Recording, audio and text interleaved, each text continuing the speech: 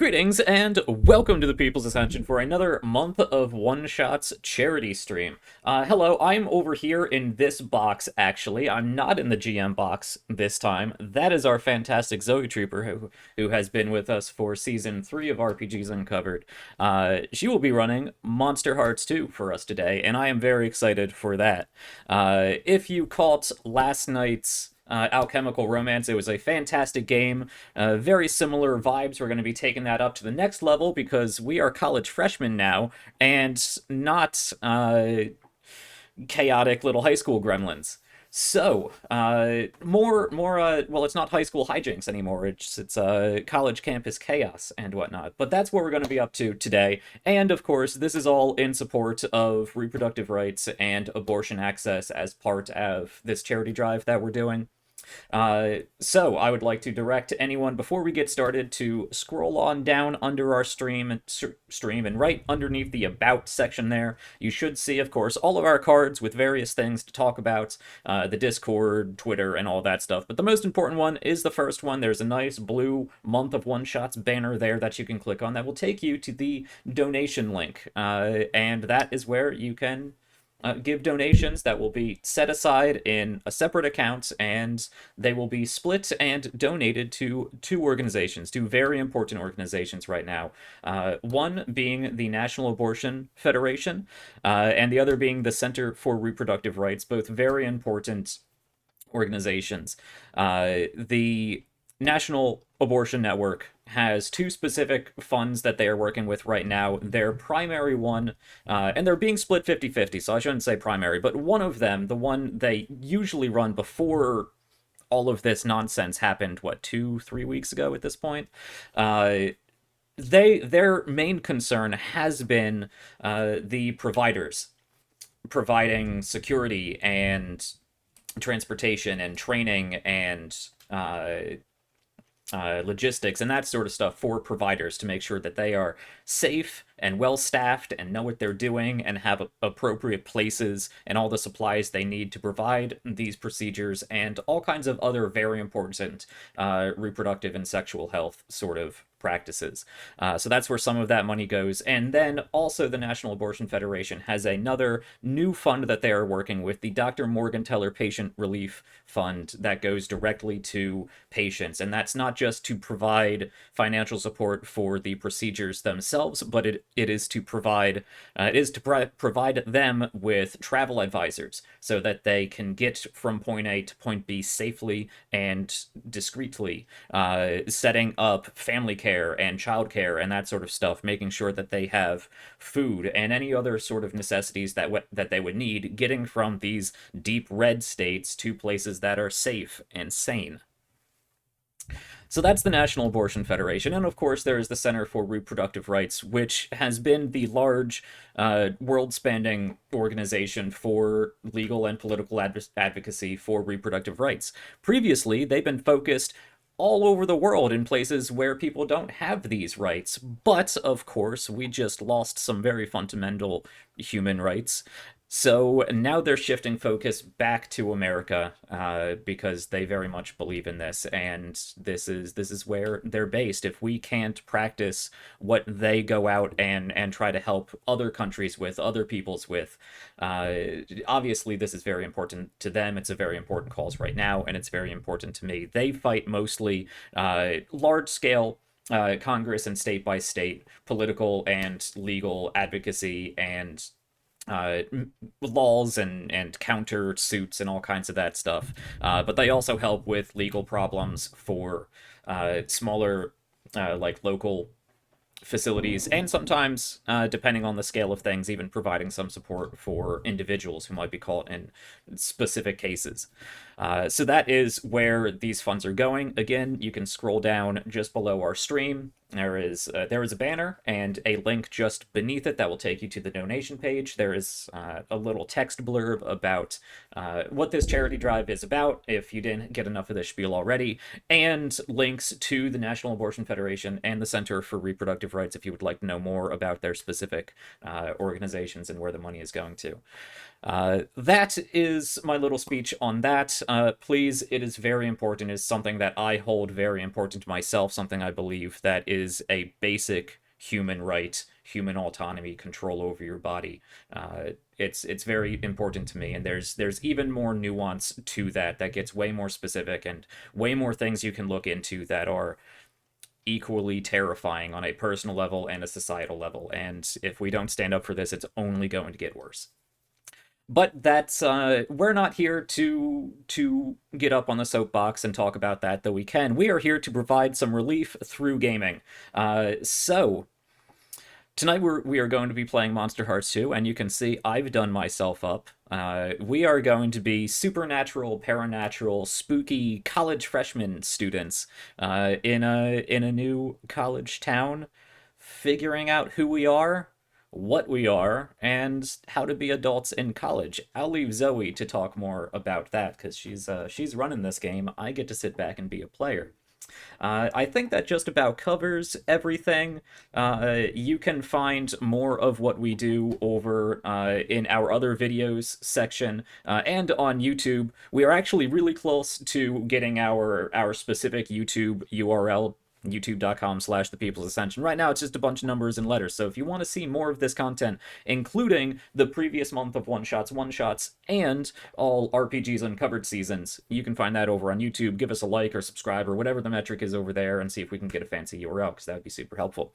I think that's about it. Come hang out with us on Twitter at PPLS Ascension, and come hang out with us on Discord. That is just down below. We got great indie game designers, great GMs on there, fantastic players, and just general enthusiasts. So let me pass this over to, you know what, I'm going to pass the reins just completely over to Zoe, and I'll leave you to do your own introduction and throw it back to the other players to talk about themselves. So Zoe, take it away, and first and foremost, thank you so much for doing this. The power is mine, now I can burn it all down. This is the plan. Yeah, that's true, yeah. Yeah, I did write a bit of an introduction that kind of overlaps a little bit with what Jack had just spoke about, but I'm going to use it anyways because I quite liked it. So here we go. Greetings, friends, and welcome to a one-shot for reproductive rights charity hosted by the People's Ascension. Today we're playing Monsterhearts, a game about the often messy lives of teenagers and young adults as they navigate the weight of expectations put upon them while lacking the necessary life experiences to make those right choices. In the midst of a turbulent storm of raging hormones and social anxieties, they seek to find themselves. As such, I have a bit of a content warning for our viewers. Our goal is to create a PG-13 game, but Monsterhearts can, from time to time, deal with some pretty heavy issues. Romance, anxiety, social expectations are all part of this game. And you know what? Life is messy, plain and simple. Well, perhaps simple isn't a word I should use to describe what is happening here, but before we get too far ahead of ourselves, I'd like to introduce the cast. Jack has told you a little bit about the People's Ascension, but is there anything like personal you want to kind of mention, or anything you forgot to bring forth at the beginning in there? I'm sure there is, because I've been sleep deprived for the last 3 weeks. But yes, just thank you so much for being around with us. I think I included everything on my introduction note card. I normally here running RPGs Uncovered. It's a series dedicated to showing just how quick and easy it can be to learn a new TTRPG. We focus on indie games. Zoe was here for our for cast in our last season. Lost Eon's a fantastic game if you're looking to find a new game that you might want to explore. Learn that game quickly and easy with tutorials and explanations and streams about, if this game is for you and different ways that you can approach it as a player, GM, storyteller, however it turns out. That might be something you look into. And of course, we have little 4-episode mini-series to demonstrate play along with teaching you the game. I think that's basically what I'm up to right now, aside from more of these month of one-shots.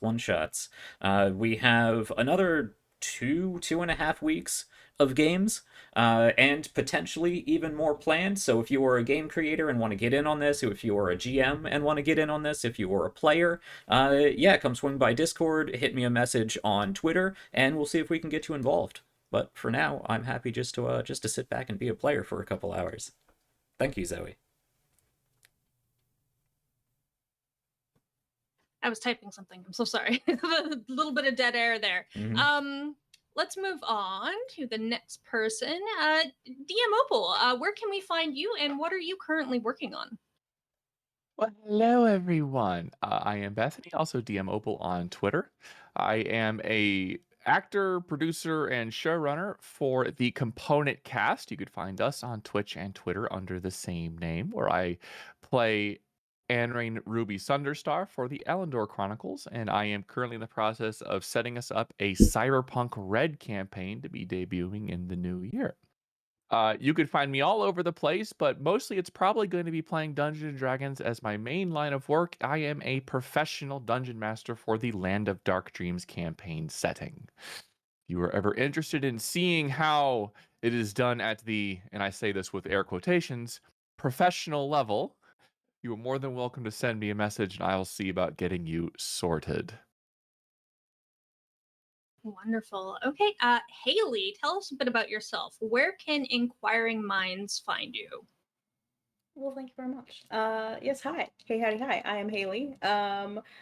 You can find me on Twitter at Haley Ann. It is mostly me yelling about TTRPGs into the void. And it's a lot of space pictures right now too, because NASA just dumped a bunch of things on us. Love that. Oh, cool. It's so cool. I am a huge sci-fi nerd. You throw pictures of space up there, and I will just stare. Space! But I am also a cast member of another bad side quest that is a Dark Gaslamp fantasy in D&D actual play.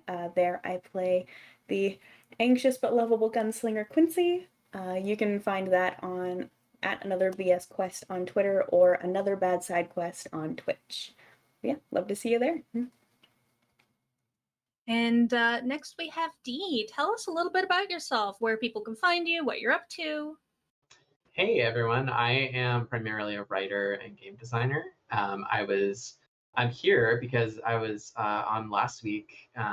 Jack was interviewing me and my co-designer Allison about our game currently on Kickstarter, Alchemistresses, a magical girl game about discovering your past life and who you really are in your present life. And literally after the stream, I was like, wait, did you see you have a Monsterhearts game? I love Monsterhearts. So that's why I'm here. We only spent about 20 minutes of that interview talking about Monsterhearts. Yes, we did. It's true. Yeah, I came up in the interview and I was like, "This is it. I gotta impress." It was a great talk. Yeah, that's a great interview. People should go check it out if you haven't. You can find me on Twitter DoraD_, and you can find links to the Kickstarter on there. You can also just search Kickstarter Alchemistresses. And you can also find some of my other game design work at dcity.itch.io. I was not aware that you were actually one of the writers for Alchemistresses, which is so awesome because I heard about it and I was like, that sounds so rad. Oh, it's very rad. Yeah, absolutely love the concept. Wish I could have been there, but I'll find time to play it, I think. The interview's on YouTube. Ooh, I shall have to watch that. And so should everyone else. Head on over there. Give that a little bit of a peek. I want to bring special attention to the reproductive rights donations at the top of the screen. I think we're $50 donation away from triggering a giveaway. Is that correct, Jack? We are.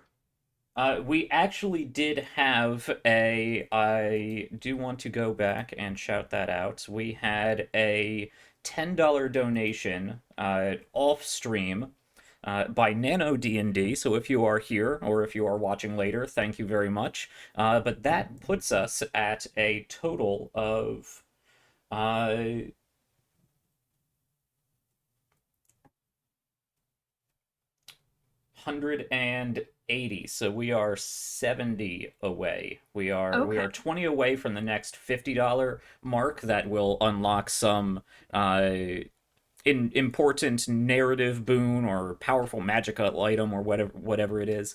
$20 away from that and $50 away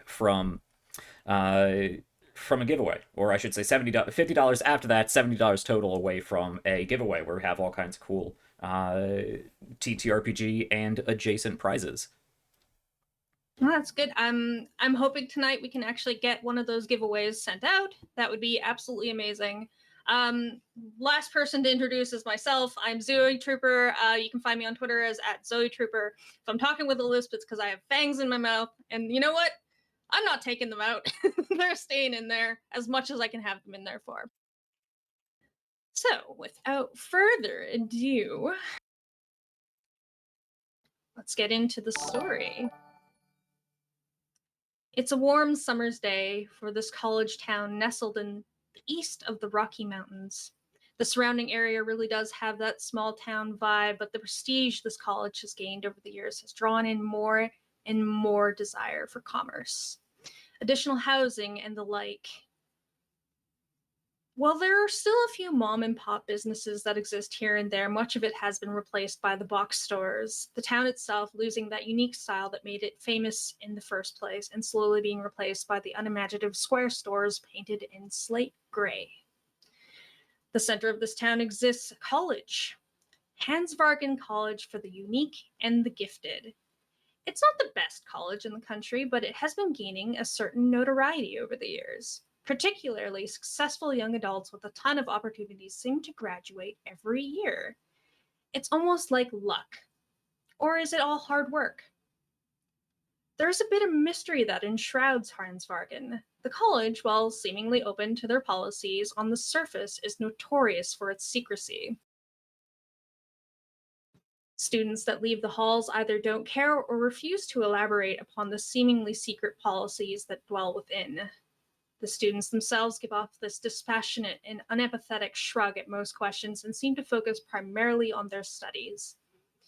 It should also be noted that the Dean of Hansvargen is a literal demon. A bit of a scandal there, but despite multiple concerns from outside influences, Dean Christoph Darius Forsyth III remains in control. Did I forget to mention? In this world, there are monsters. Ghouls, vampires, werewolves. A lot of them just want to be accepted into society and try their best, but occasionally someone loses control, giving into the monster within and causing mayhem.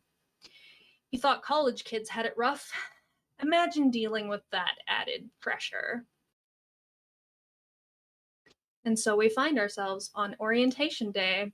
The setup, like an oddly European castle, has a high gated wall that welcomes students into a grand garden, statuary and greenery that leads to varying academic and dorm buildings.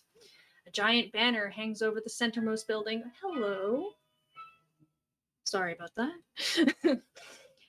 A giant banner hangs over the oldest looking building that reads, "Welcome Freshmen." Other tinier banners that say orientation booth and some eager looking senior students holding clipboards and smiling out across the lawn.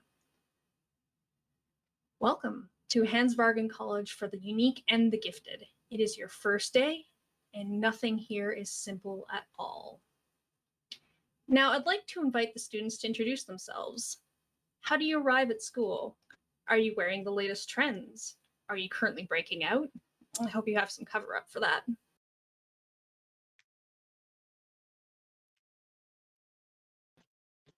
Anyone can go first. I see Well, Beth chuckling over there. I'll break the ice for this. So we're college freshmen. We've gone through high school. I know I personally had my own vehicle.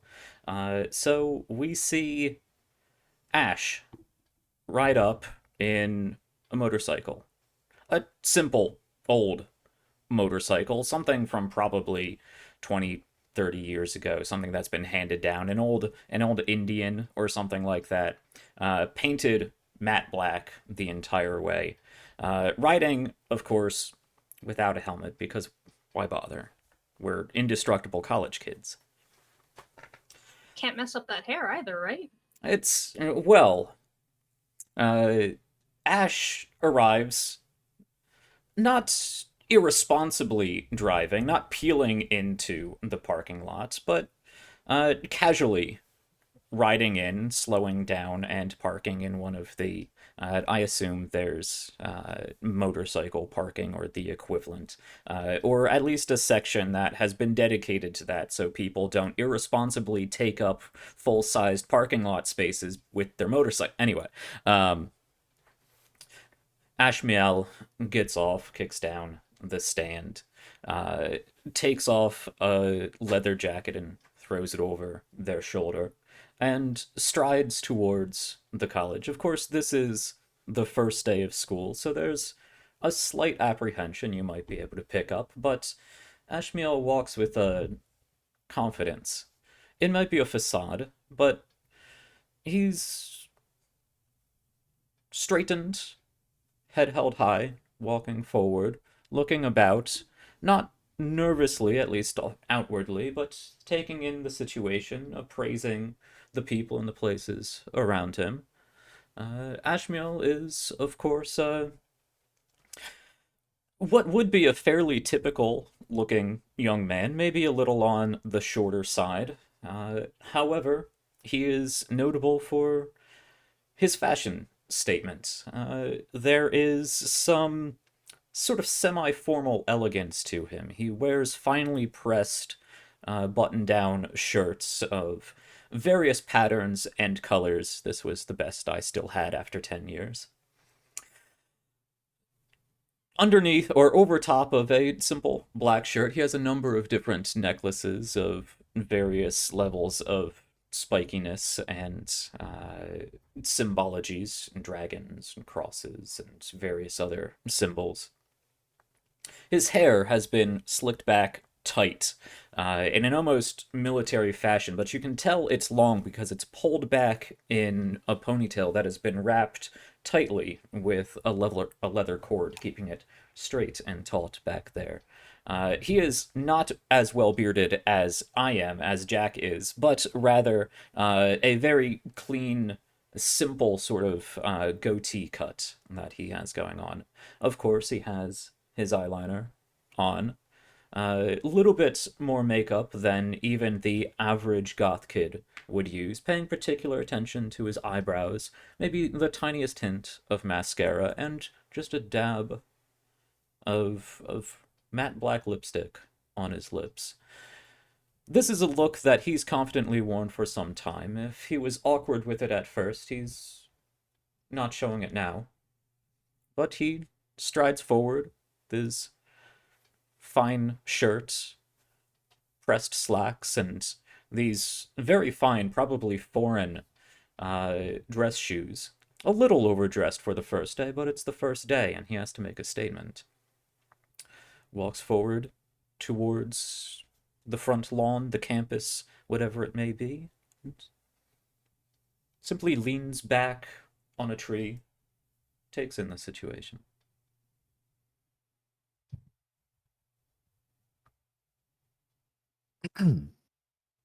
So we have the arrival of Ash. Who shows up next? There is a sound as, well, not as muscle bound as a motorcycle, a nonetheless impressive black sports car arrives on the scene. The suicide doors open up as this very tall and made taller still because she wears pumps, lithe and yet somehow hauntingly beautiful woman walks out. Abigail Morales is at her best a 10 and at her worst a 9. At any time she is gorgeous in that haunting, alluring kind of way. Somebody who eats anything they want and yet never seems to gain a pound, much to the dismay of any woman who would obviously envy such ability, including our DM, envy such a metabolism. She is dressed in a pair of black pumps and thigh-high socks, also in black, with kind of white stripes that spiral up to the top, and a would not be cut for school, and yet it works on her black skirt. A halter top because it is summer. She does not like to be overly hot. And much like the previous arrival, a heavy amount of makeup and mascara, eyeliner and eyeshadow. She is also a goth girl that cannot hide the fact that her hair is really, really brilliantly blonde. And she will casually gaze about before a half a second later, her gaze will just look down and a very shy personality seems to set in. And she will avoid eye contact with anybody and start making her way forward.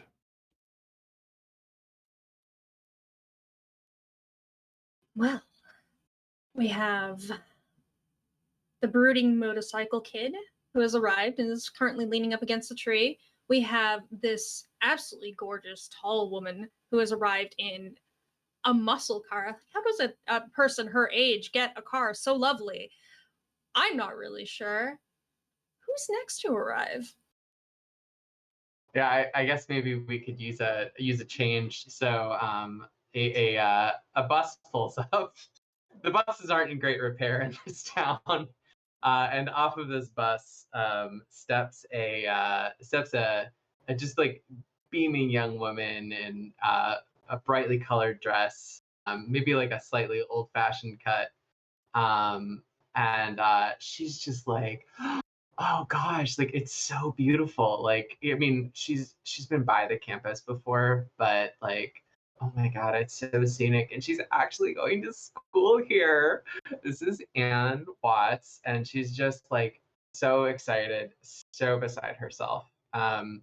She pulls out a phone. I think her phone has a screen that's like excited, still perfectly functional, but like just like lined with spider cracks because it hasn't been replaced in forever. And she starts taking pictures. She like takes a selfie with the gates in the background. And she starts forward, eager to get started, but she quickly loses her nerve and sort of steps to the side when she sees like, oh my gosh, that Abigail. Oh, this year is going to be so great. Where do you know Abigail from?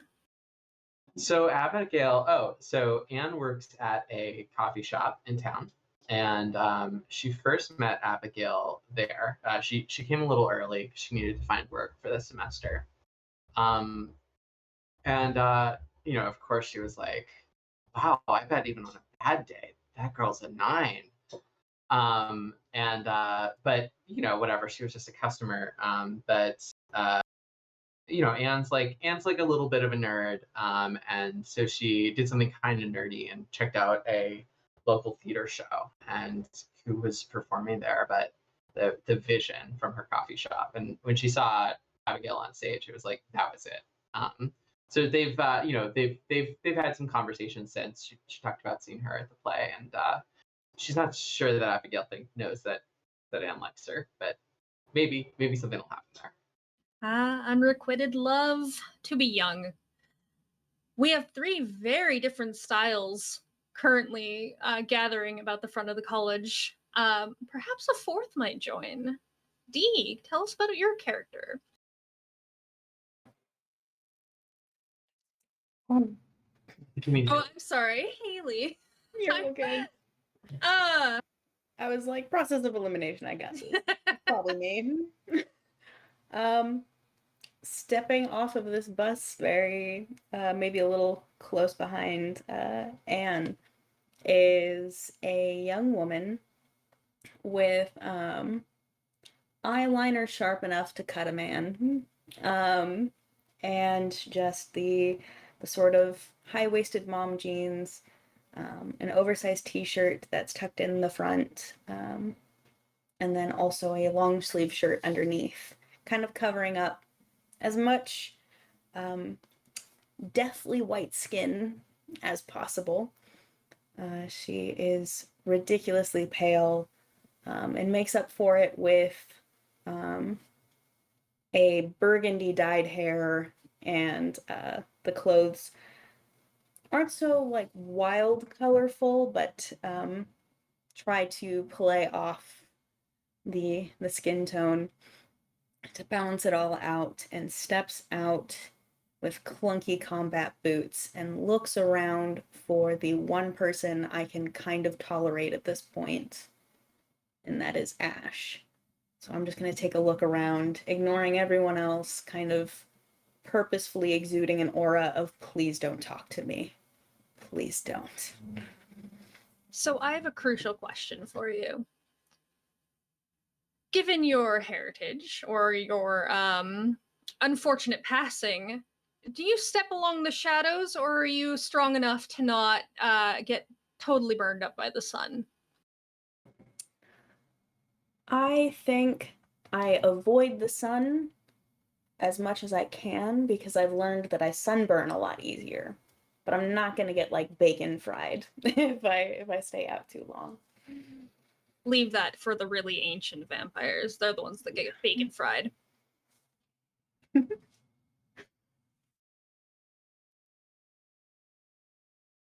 So it seems as though you're making a beeline for Ash. What do you say to him once you're there?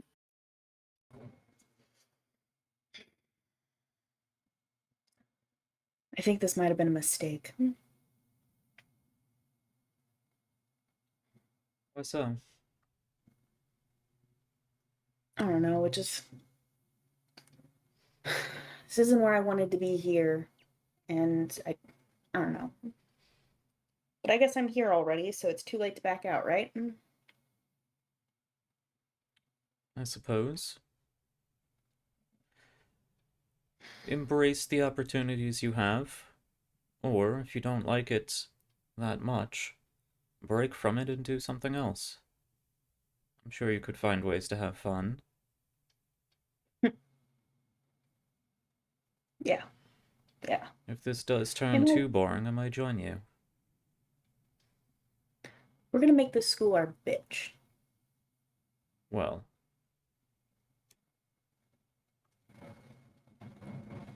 As if. early days. What has you I- so? Oh, go ahead. I was gonna say, I think that walking into this slightly tense exchange suddenly is a beam of sunshine as Anne walks over and says, "Oh, Ash, Ash, hey, Ash! Oh my gosh, it's our first day. Can you believe it? I I'm can so believe excited it. to be here." I can see that. Yeah. So, who's your friend?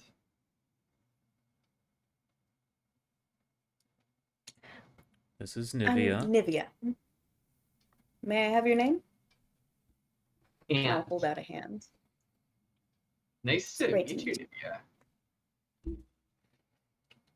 Nivea.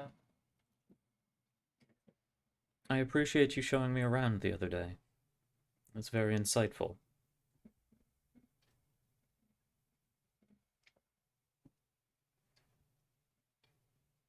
Oh no. Uh-oh, I think she froze. Yeah. Fish bros. Oh, you're tragic. Well, first day jitters and all that, she does this from time to time. Oh, are you back?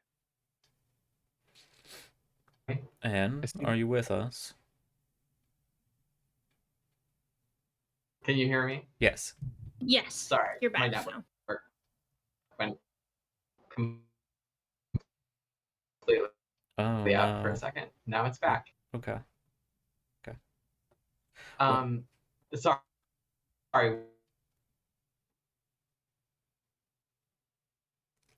We were so good all the way through our, like, 45-minute pre-stream.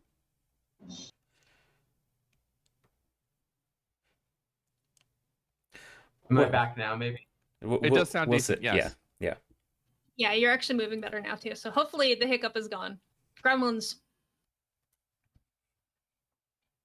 Well, as I said, it was very insightful. You showing me around. Of course, anytime. I'm always here to help. I came a little early because I have a job. So yeah, I mean, Nivea, you too, if you are looking for whatever places to hang or info about the town, like just let me know anytime. There's really I not much appreciate here. that. I mean, I don't know. Like, yeah, it's a college town, but there's a really great theater. Abigail like performs there. I don't know if you two have met Abigail, but she's great. And like, oh my God, like, well, she's a really good actor. And there's a coffee shop. Um, I can't and stand coffee. I subsist off of caffeine. I'm sure I'll see you there. yeah, I'll get you the hookup.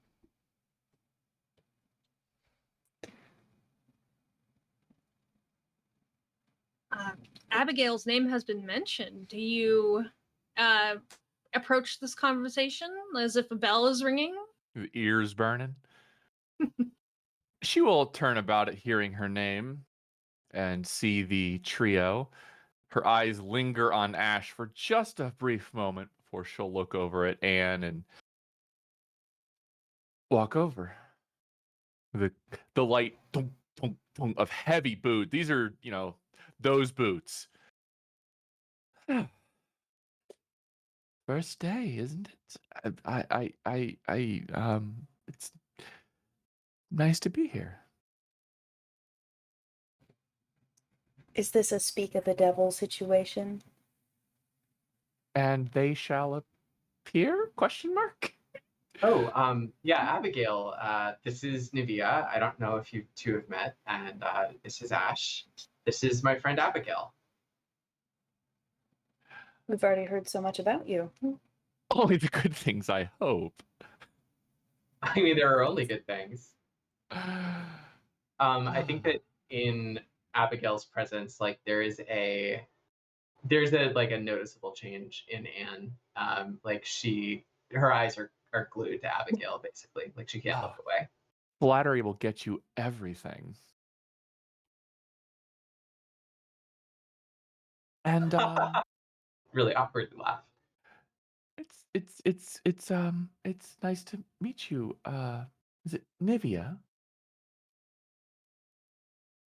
Looking at eyes her clothes up and down for a brief there is a brief moment of judging before she just it's very nice outfit you've got there. Very retro. Thanks. Are those pleaser heels? The only thing that fits. Hmm. They look like it. Your feet must be It's terribly nice. sore. You get used to it. You get used to it. I wish there was more variety out there these days. Looking a little meta right now.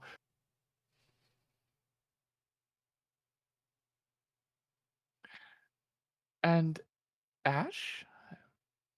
Is it? Ashmael Blakewell. Ashmael. Which do you prefer? Ash is simpler. Just run her hand through her hair. Oh, well, Ash, it is indeed simpler. I like your bike, by the way. Something of a affection for things that have a little muscle to them. Mm. Perhaps 20 years ago, but it gets me where I need to go. Oh, sometimes you find the greatest things in the old. Should undersell it. You have to know Maybe how to one. appreciate them.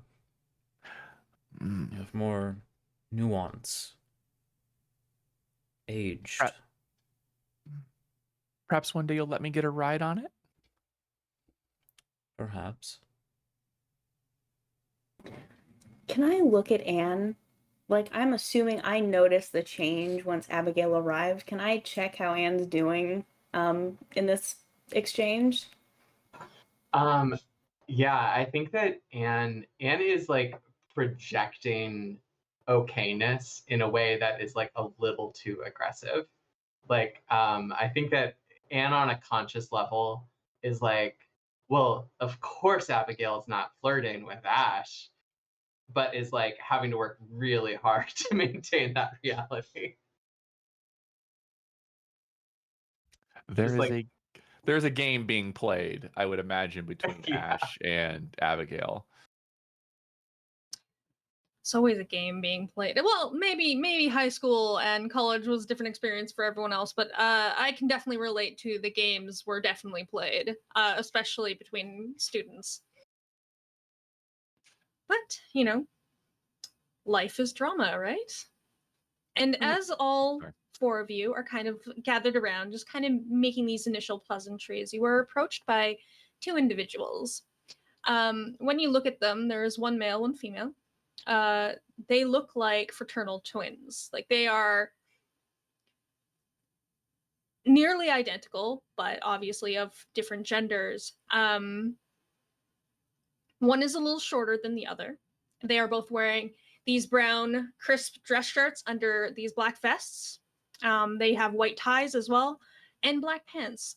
They look as though they are like from some sort of fancy restaurant or something like that, and they go, hello, and then the other one goes, hello, and then hello, hello, hello, hello, and then they kind of enter this feedback loop before they stop, clipboards in hand, and just kind of stare at the four of you. We're Kelly.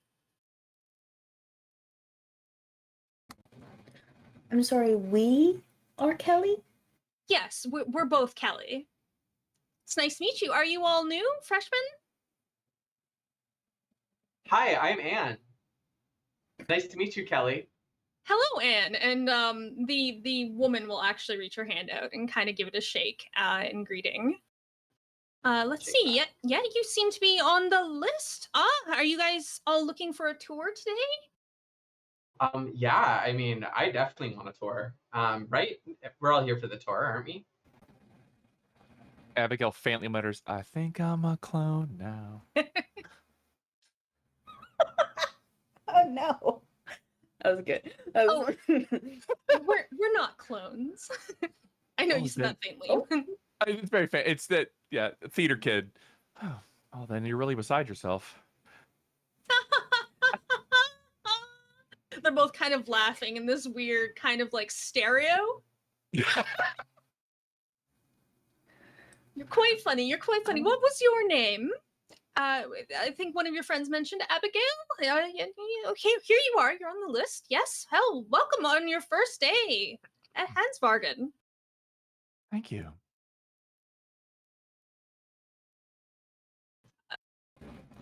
I'm Nivea. Am I on that list? I registered kind of late. You see the male Kelly this time looking through all of the pages, going flip, flip, flip, flip, flip, flip, flip. Oh yes, you're here. Almost didn't squeeze you in time, but it looks like everything's all ready to go on your end. And you, sir? Ashmiel Blakewell. It's a pleasure to meet both of you, Kelly. Kelly.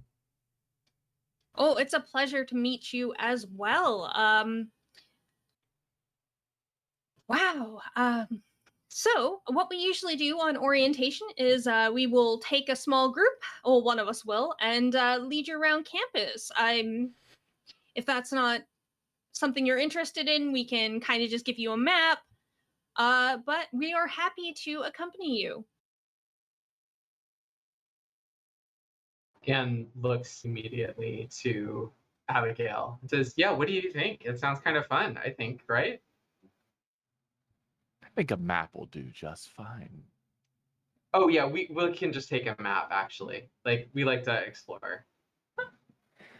I similarly just, like, very discreetly, just with the eyes, just look over to Nivea.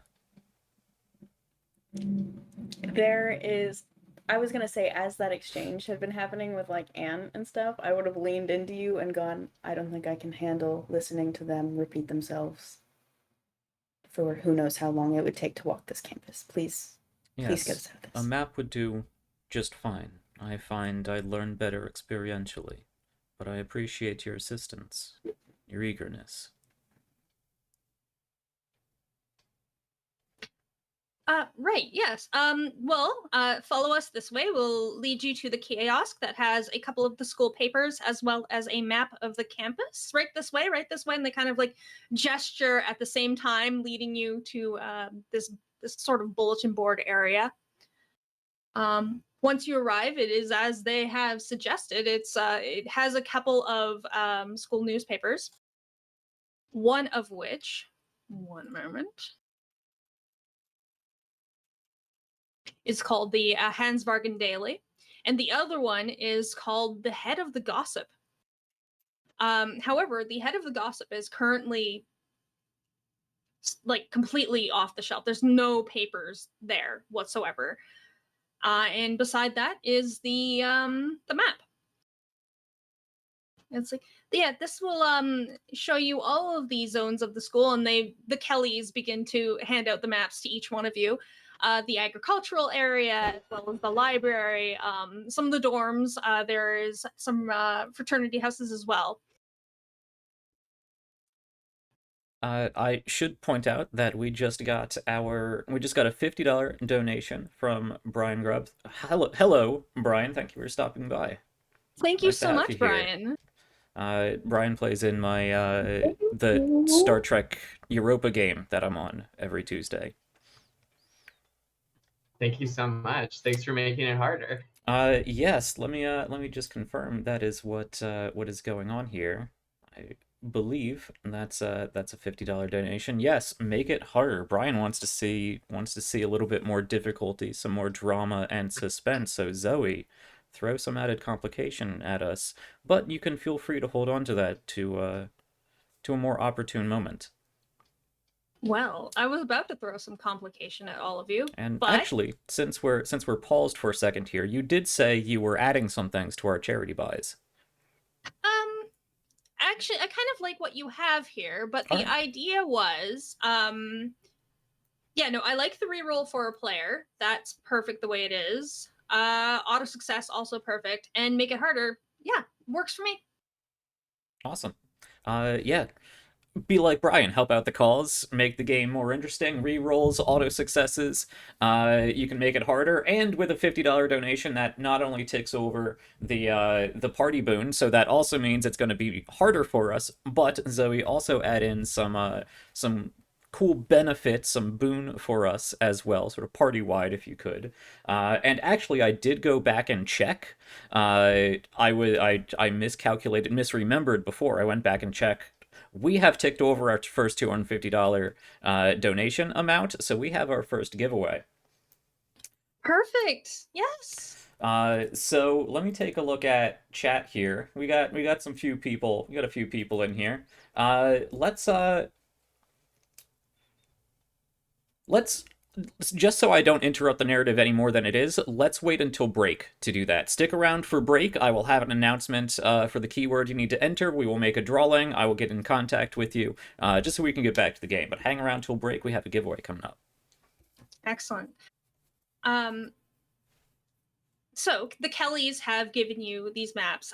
They're still very enthusiastically like speaking, emoting towards the lot of you. They haven't left yet, though. They seem to be kind of hovering. Every time their voices do the echo thing, Nivea can't help but like plug her ears because she has newly sensitive hearing and it is not going well for her to figure out how this works. I don't think they ever quite figured out that stereo went out in the 90s. We should go along.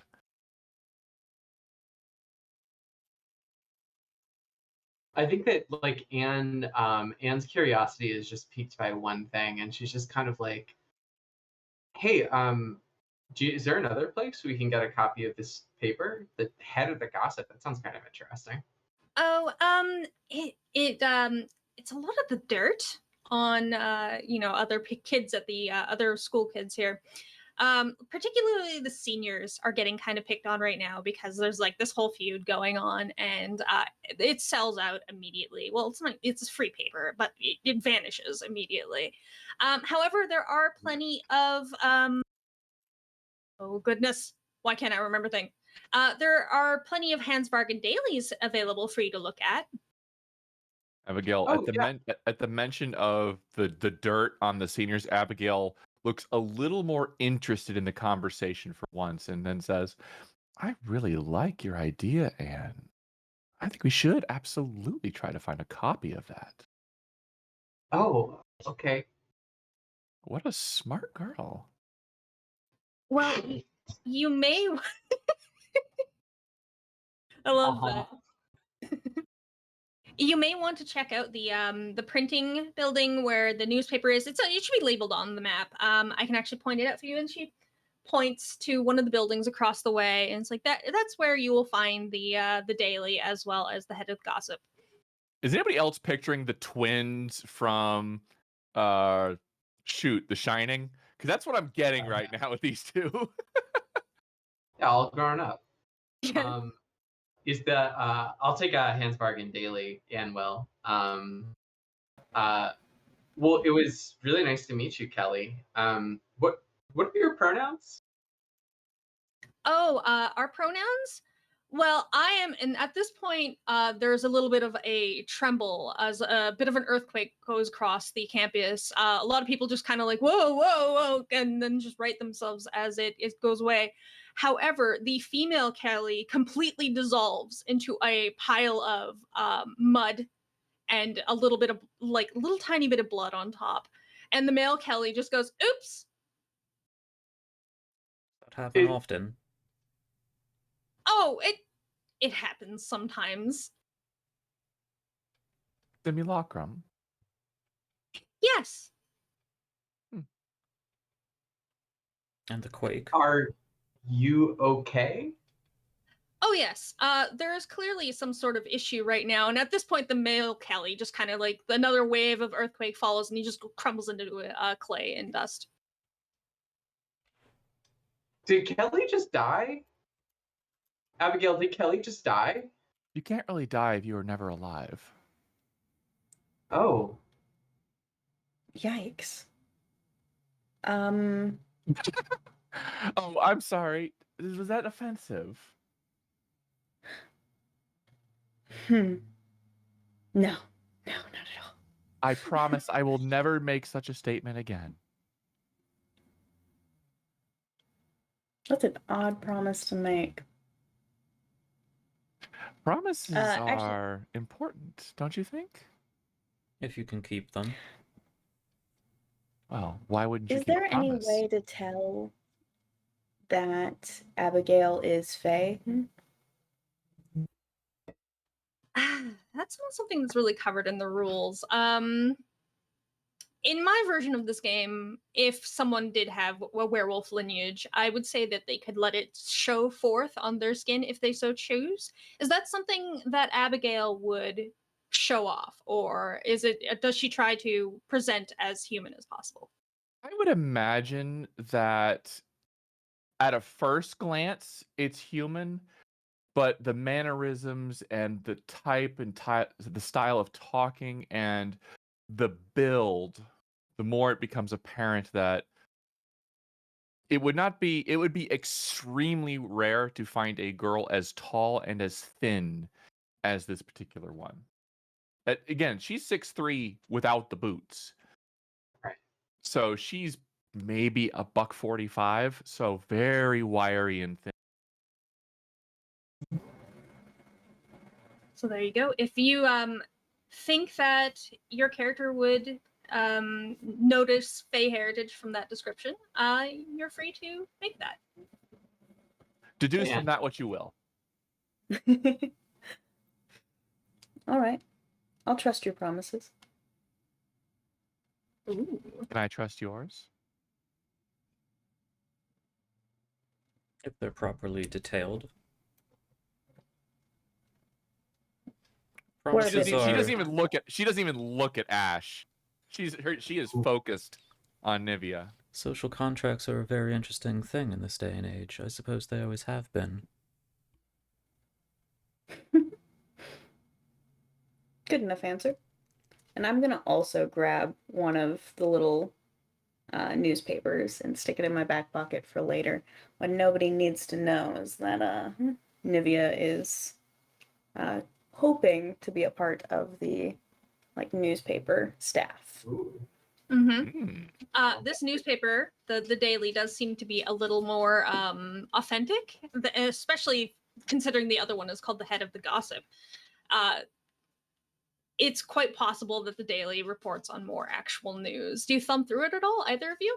Yeah, I and will. Maybe as we like set off for I guess we're headed for the gossip building first. Yeah, that's the general area where the newspaper clubs are. Right. Yeah, as we're walking, and we'll flip the paper open and browse the headlines and see if anything looks positive. I want to establish briefly that basically whenever anybody talks to Abigail and there's suddenly a lot of subtext, which is always the case, and looks confused, is like, what's going on? I'm really concerned. Just so everybody has that image, just assume it's all what's happening. But yeah, she'll scan the headlines of the Daily. I lost another fang. I'm a snaggletooth now. I cannot help but wonder, what is everybody majoring in? And obviously, you're doing something quite interesting, I'm sure.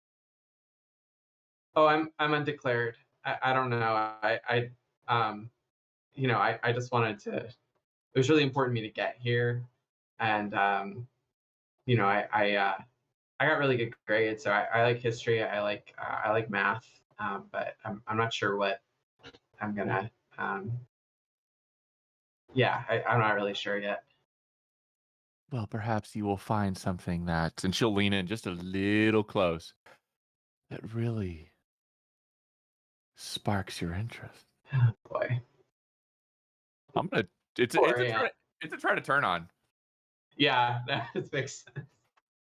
I've thrown my angel in among all these wolves. Feel free to give a roll if you are doing this with sincerity. 8. Do I have plus for that? Because it's It's based hot. off your hot. Hot 10. Right.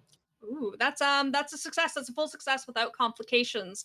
How this is going to work? So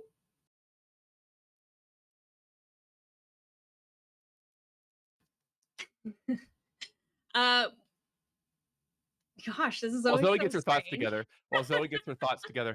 you know what they say about a thing of beauty, my dear?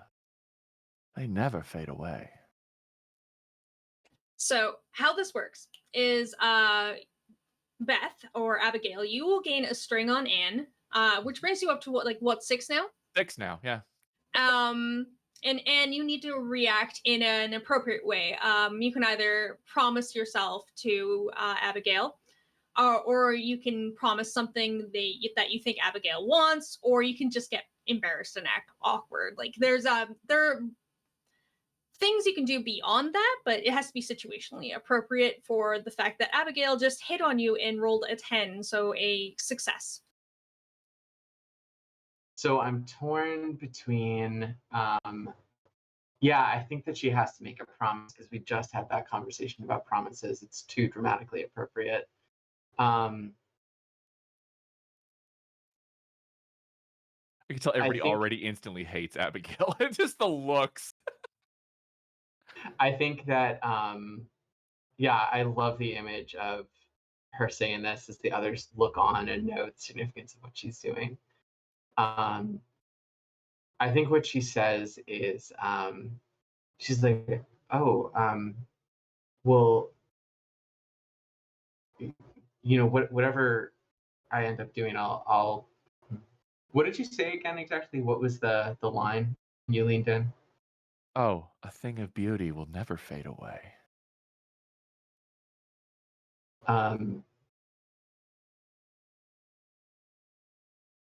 I promise that whatever I do, it'll be something that would make you proud. She's thinking of the subject she'll declare, but that's not what she said, just for the record, in terms Okay. of promise. Okay. An interesting promise. And she will stand back up.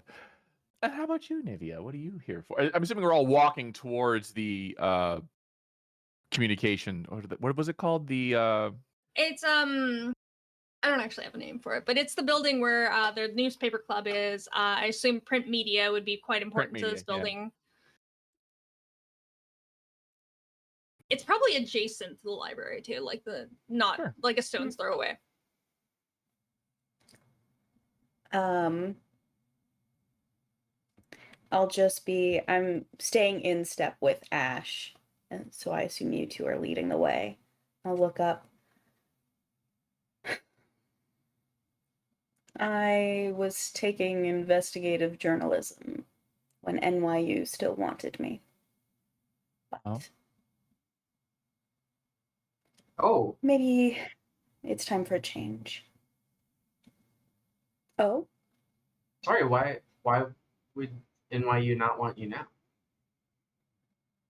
One would think they'd be dying to have somebody like you. Careful with your promises.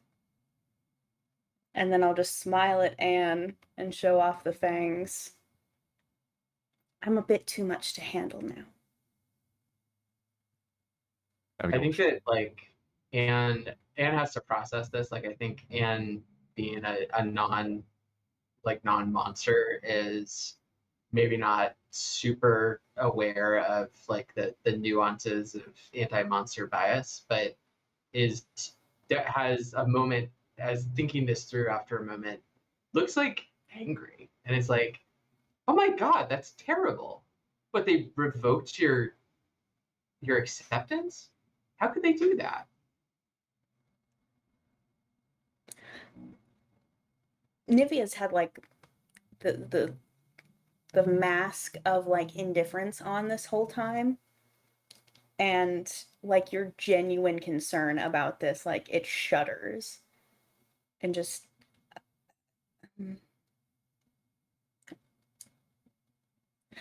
not everybody thinks we're worth it. Anne takes a step closer and puts a hand on your shoulder just briefly and says, "That's real BS. I'm so sorry that happened to you." Lack of appreciation is somebody else's problem. Well, not if it costs her admission. Jeez. It's fine. It's fine. I'm gonna make the most of it. I'm here. Well, this is basically the next best thing. absolutely, yeah. Like the campus is so beautiful. We're gonna have a great time. One door closes, another one opens, and all. Yeah. I myself actually left from home and had to not go where I initially wanted to, and ended up here. I understand your pain.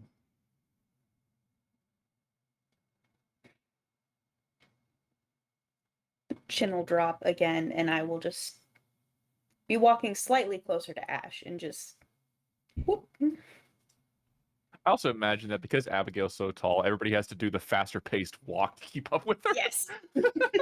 Short people problems. I'm not sure Ash cares enough. You can zoom on ahead. Ooh. Dun, dun, dun. As you're all kind of walking, having this conversation. Wait, was Ash asked what they were majoring in? Was that question answered? No, I don't think Abigail asked Ash yet. It was a later question. Didn't press. It sort of implied everybody should answer, but didn't press Ash. If Ash doesn't want to answer that, that's actually, I think those are vibes. It's up to you. No, Abigail did not ask him specifically. Not yet.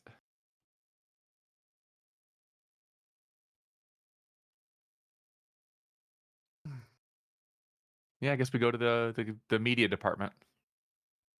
Sure. Is there anything as we're walking? Is there anything that like really grabs Anne about the headlines in the Daily? The headlines in the Daily are interesting. The first page reads more like a psychic thing that just says, another apocalypse coming. And it kind of, it's kind of written in like a fugue state about this apocalypse, this impending doom that's going to hit the school. And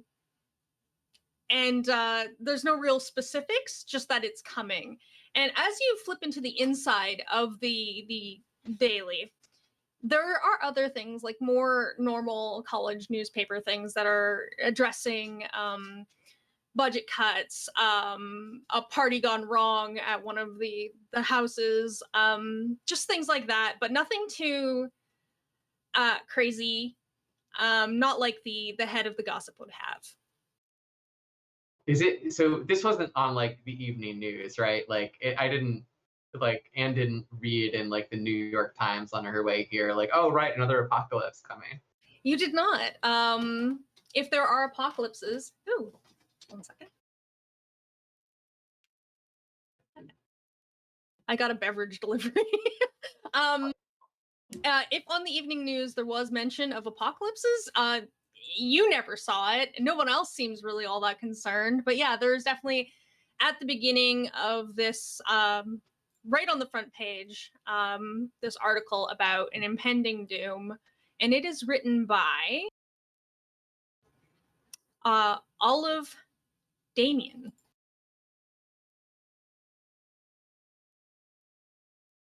This is kind of a weird article, Anne will say. Did anybody read about an apocalypse happening here on campus? There's always a few, aren't there? As I understand it, it's actually quite common. I mean, is it like a psychic reading? I never trust those. I find the I mean, I nepotism don't more interesting. like Olive, Damien. Maybe we can ask when we get there.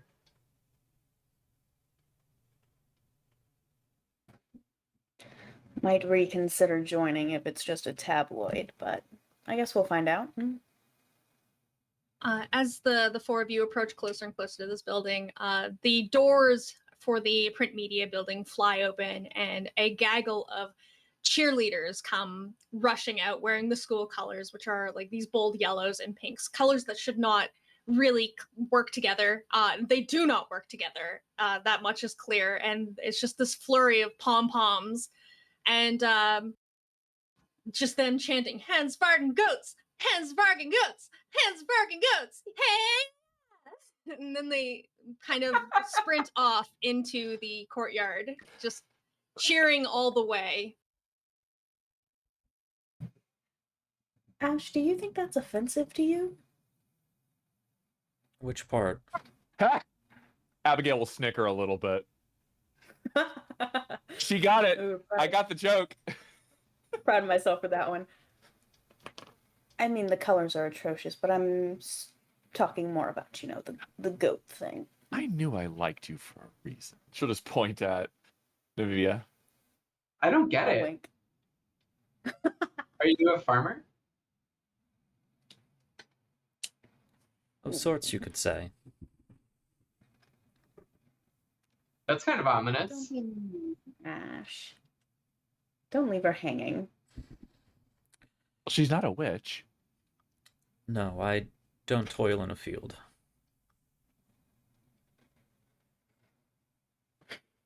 And what do you toil in, Ash? You never did say why you're here.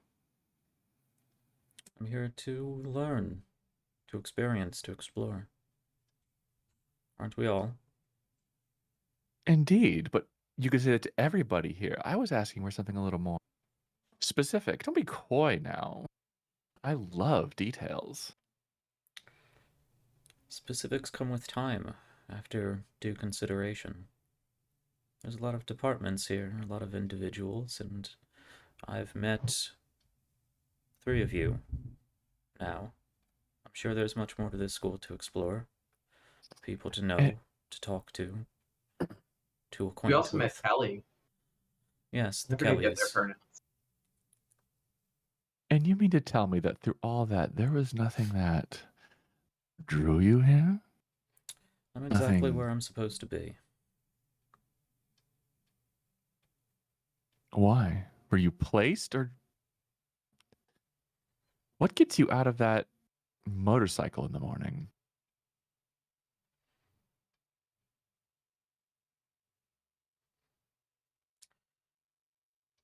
Well, I suppose getting onto the motorcycle is the more important part. in the morning. But as I said, I'm here to meet people, to explore their stories. I'm more interested in what brought them here, what they're doing, where they're going. Not as Are you- technical or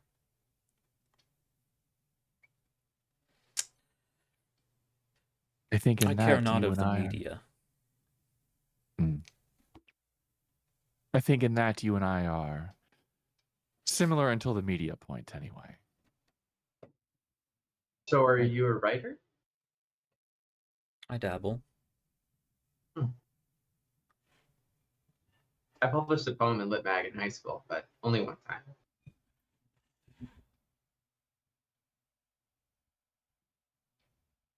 I'd be happy to give it a read.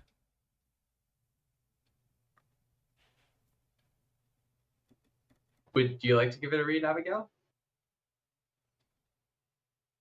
I'm always curious in seeing what others are up to. I'll see if I can find it. You know. I think this is it. The head of the gossip building.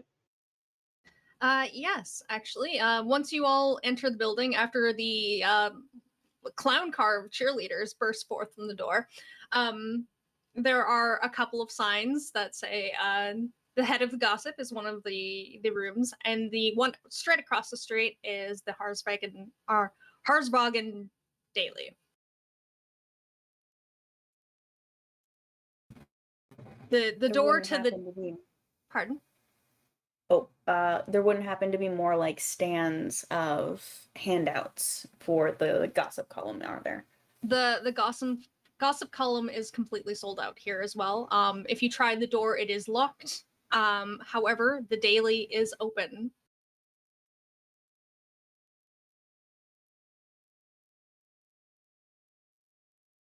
I'm kind of curious about this Olive person. Like, does anybody mind? Abigail, do you mind if I just step in and ask? Honey, you don't need my permission to go forth and do great things. I'm Oh, curious to see yeah, what I you're all just- about. I just don't want to hold the group up. Oh, I Yeah, think we should all go. It is an interesting name. cool. Also, the "Don't Split the Party" song that just goes through my mind every time. This is a place where apocalypses can happen, after all. Anne laughs, but she doesn't get the reference. Oh no. So, assuming the group heads into the office for the daily, it's not exactly what you might expect. There's cardboard boxes strewn about everywhere. Some of them are closed, but one is open, and on top is a whole bunch of magazines that say the head of the gossip. They weren't on the shelves. I wonder why. Here they are. But also there is a woman kind of dressed in dark clothes with it's either heavy eye makeup or a complete lack of sleep, just sitting in the middle of the room with a pen in hand and is scribbling endlessly on a giant piece of paper. It's one of those things, I can't remember the name for this, but when you draw until something comes out of it. It's kind of it's attributed to like psychic behavior, but Like automatic writing. yeah, something like that. But yeah, she's basically just scribbling on this paper, kind of in a trance, again and again and again. Is that what they call blind contour drawing, I think? But No, this isn't art so much as trying to divine something. okay, like a Ouija board, but for artists. Yes. I think we might have found Olive. And I'm just gonna grab one of the gossip columns as I guess in theory we approach her. I at least want to see what she's writing. As do I. Same.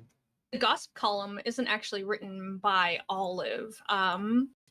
The writer for the gossip is Heather Julius. Okay. All right, well, I'll nab one of those, but I do want to walk over to Olive's desk, like where she is sitting and writing, and I want to kind of peer over and look at what she's currently working on. Oh, she's not at her desk. She is sitting On the floor. cross-legged in the middle of the floor with this Oh. giant piece of paper and scribbling shapes onto it. And her eyes are kind of rolled back into her head as she's trying to divine something. Exciting. Still want to be nosy as much as I can. Still want to see. So are you actually checking out her desk?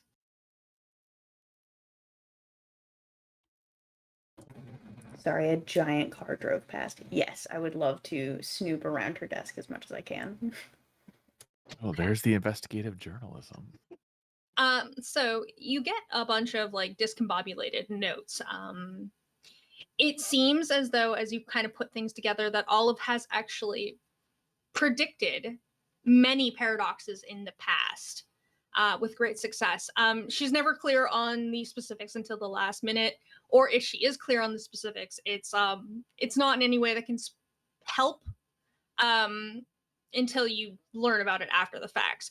But in big, bold, scribbly letters, there is written BBBG on her desk.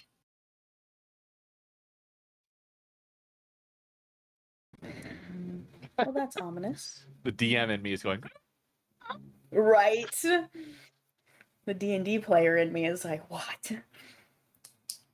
All right, well, I'll kind of commit what I can to memory. you have a phone, dear. Take pictures. Where's the fun in that? Gotta work out that Um, brain. Right? And I can't trust that my phone won't end up in the wrong spot. So, Why would it? Okay. And you've will never been arrested, have you? Oh, honey, I get out of that trouble long before it gets a hold of me. Anne will, as she often does, take a very direct approach and walk up to Olive and sort of stand where her field of vision would be if her eyes weren't rolled back, and sort of be like, Olive? Are you Olive? Yeah. Hey, who are you people? And she stops writing at this point and kind of stands up. Notices the hand of the the head of the gossip in Abigail's got a copy. whoever's holding a copy. She will notice it and just go, I can explain that. Well, we're just freshmen. I don't think you have to explain anything to us. Oh, I would be curious of one. No, I would love an explanation. I It guess was you a have to explain to us. printing error. The head of the gossip was sent to my office. I just haven't put them out, and I don't know where Heather is. She's gone. So, did you write this thing about the world ending? Yeah. It's no one of my more interesting papers. It seems like whenever I write about the world ending, readership goes down. It's like people don't want to see the truth ever, and that's what I want to give them, the truth. Doesn't But the you world don't mean end here like every other Tuesday? Yeah, that's what I get too. It's like if there's an apocalypse every other day, who cares about reading it, right? I mean, what a surprise, you know. But I think it's still important, because if I didn't have these visions, if I didn't get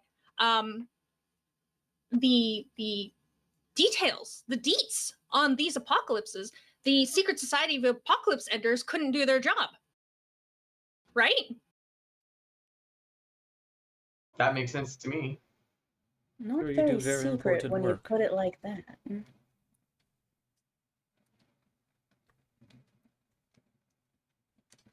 Well, you know, but they've been missing. I know this apocalypse is happening. But I don't know where they are. I haven't been able to contact them.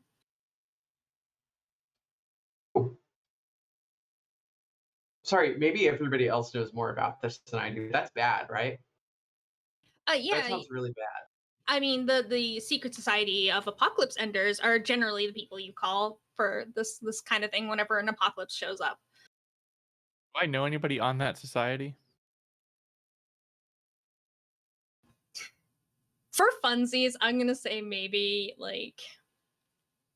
Yeah, Abigail is scanning the gossip, by the way, for a particular name. Yeah, I can get back to you on that.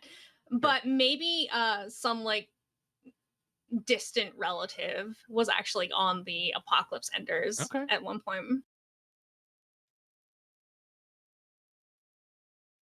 Thank you, then, for your astute fortunes. The world must keep on spinning. Yeah, but is it going to keep on spinning this time if you don't get a message to them? Like, is it going to end? I'm not certain. I've been trying to figure out how to stop it myself, but obviously to no success. And she gestures down at the scribbles on the floor. Well, Can I kneel down at the scribbles on the floor? Just peer over Sure. them and see if I can get anything out of it. I want to call on my dark powers and understanding whatever may be lost in the ether here. Excellent. This is kind of the role I've been waiting for. Please give me a darkness roll. Okay. I have a dark of 2, so that's 2d6 plus 2, right? Mm-hmm. All right. I have my bone dice and my vampire dice. 10 is an absolute success. 7 and 9 is a success with complication, but dark doesn't really work that way. That is a 12. A 12. All right. You succeed completely. Through these random scribbles you see before. Actually, before I describe this, what does it look like when Ash peers into the darkness? What does Ash see? What does Ash look like? So I kneel down.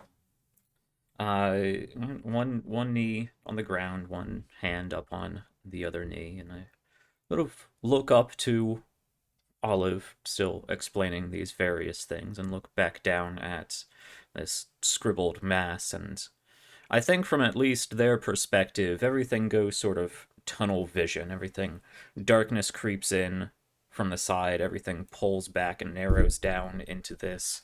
From the outside, there's the eyes go bloodshot and the pupils expand into just dark, large circles. There's probably some graying that spills out from the eyes. At first, perhaps a trick of the light playing off of the makeup, the light mascara. Maybe some of it has run, maybe it's the shadows, but there's the faintest hint of movement. And just an heat that builds up, just slightly, just briefly. I'll stare down at this, and I think otherwise I'm almost deathly still. Can Abigail film this on her phone, by the way? Just have it out. I mean, Absolutely I want to say not. you can, but Maybe it would stop that shit in an instant. well, there's that. But I thought it would also be interesting if, like, for whatever reason, when the recording is looked at, Ash is completely blurred out and kind of like shaky as as they entreat with the dark forces. Okay. But yeah, It's if just the Nivea wants camera to doesn't stop that, focus. Okay. There you go. It's just I mean, if blurred. Nivea's gonna, if Nivea does something, then I'm gonna huff and put it away. Yeah, no, you get growled at like an unearthly growl of like, mm-mm. I don't even care that like the video wouldn't work, but no. Do you want to try a roll for this? A cold roll, perhaps, to Yeah, cold put roll, someone yeah. down? Totally. So is it a shut someone down roll? Yes. Okay. Which, if memory serves, actually pretty good at that. Nivea? A little bit, yeah. It's one of my better ones. Okay, cool. Oof, nice. Okay, so that's an 11.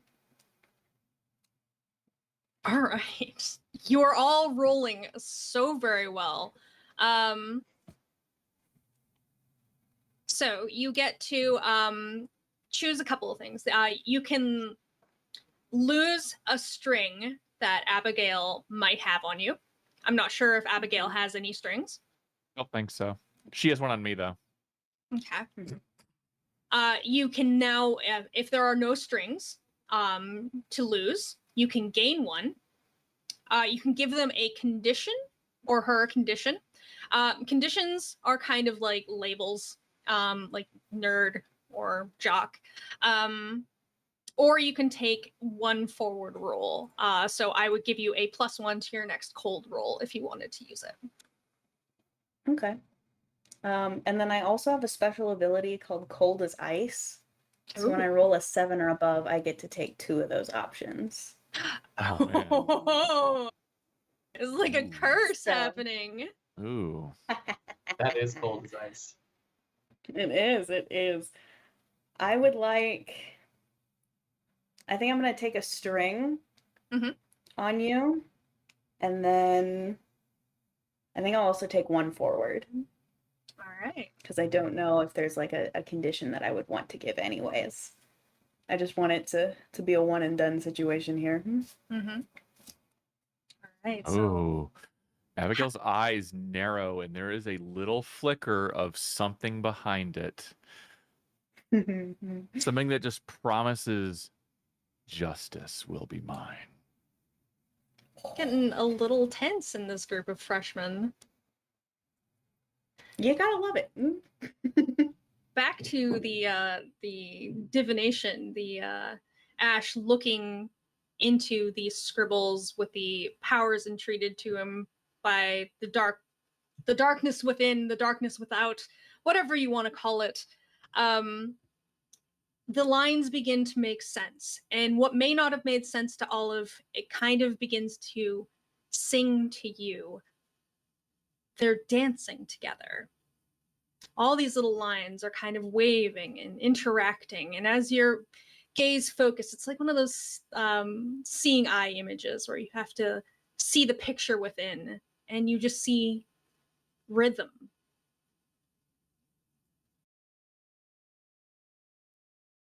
Now, the results of this,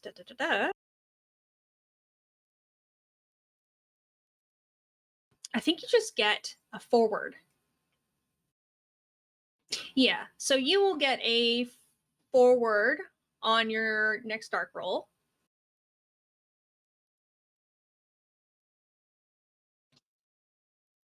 Okay. And that's it really. It may not make a whole lot of sense now, but it's made more sense to you than it did to Olive. So that's something good. What did I get out of it? Narratively? You kind of got the impression that there was rhythm and dance and music. Gotcha. This obviously has to pertain to the apocalypse, correct? So take that concept how you will. What do you see? Anne asks. I see what you see. Scribbles on the floor. It's what I understand that is more important. What do you understand? And I think I'm going to. I have one string on you, and I think that Anne's eyes are like very wide and trusting.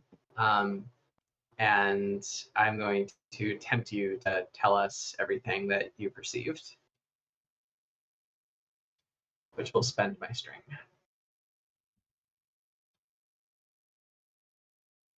Is there any exchange or roll for that, or It's that.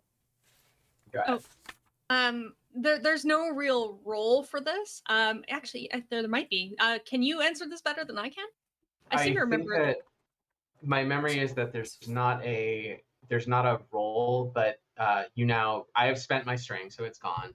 Mhm. And if you do what I ask, then you get an experience, which I get in a one shot. Counts for Yeah. less. That's admittedly, but yeah, that's the mechanics of it. Okay. Okay.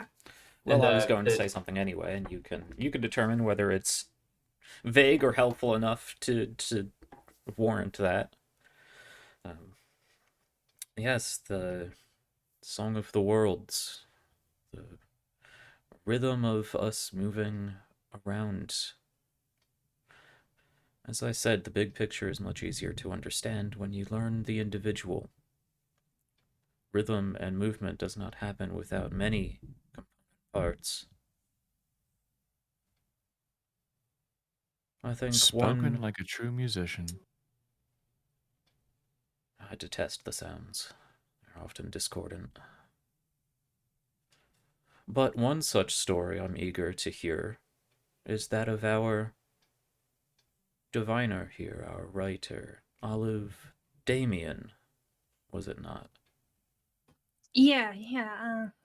I You mean, must have some interesting stories to tell about your life, the people around you, this school, this community. Tell us, tell me, how is it you've come to the position you have here? And I'm gonna step right up close, not uncomfortably so, but very one-on-one conversation. Look deep into her eyes, was it? her, yes. Her eyes, and again, there's a little bit of blackness that just phases over relatively normal blue eyes otherwise. And I'm going to use uncanny voices. So as I Ooh, what does this speak, do? my voice actually drops about an octave and it Mhm. reverberates in her mind with a little undertone of perhaps somebody else, somebody older, more manipulative, more wiser and experienced. And that rings out, and I can give the dark power a string in order to realize a secret about somebody you're talking to. The owner of that character reveals one of their secret fears, desires, or secret strengths. I assume this can be used on an NPC in some fashion. Yes, this would be either this would probably be used on her if you needed it. Um but she kind of just her eyes when they lock onto yours become black like yours. Well, not black like yours, but they become like this deepened shade of black sclera. You can no longer see any kind of defining features in her eyes, and you can see the abyss through her. Um, for technical terms, her skin is the hollow, and they look into the depths of the abyss and their sadness and all that to find things. Um, yeah, that's kind of the string you get on her. I'm Is I'm that knowledge? actually most interested because correct me if I'm wrong, that last name Damien we've heard before. It was a Was middle it? name, unfortunately. I Oh, there accidentally used is it no twice. connection between her and the dean. The dean. The Okay. dean's All right. surname is Forsyth the Third. Okay. I So thought perhaps like middle name was actually like a maybe it was a hyphen or something. I thought there was some connection there, but if there's not, there's not that's no. equally useful knowledge, I suppose. That was DM problems. Your master of ceremonies has used a name too many times because spooky and high school. Mhm.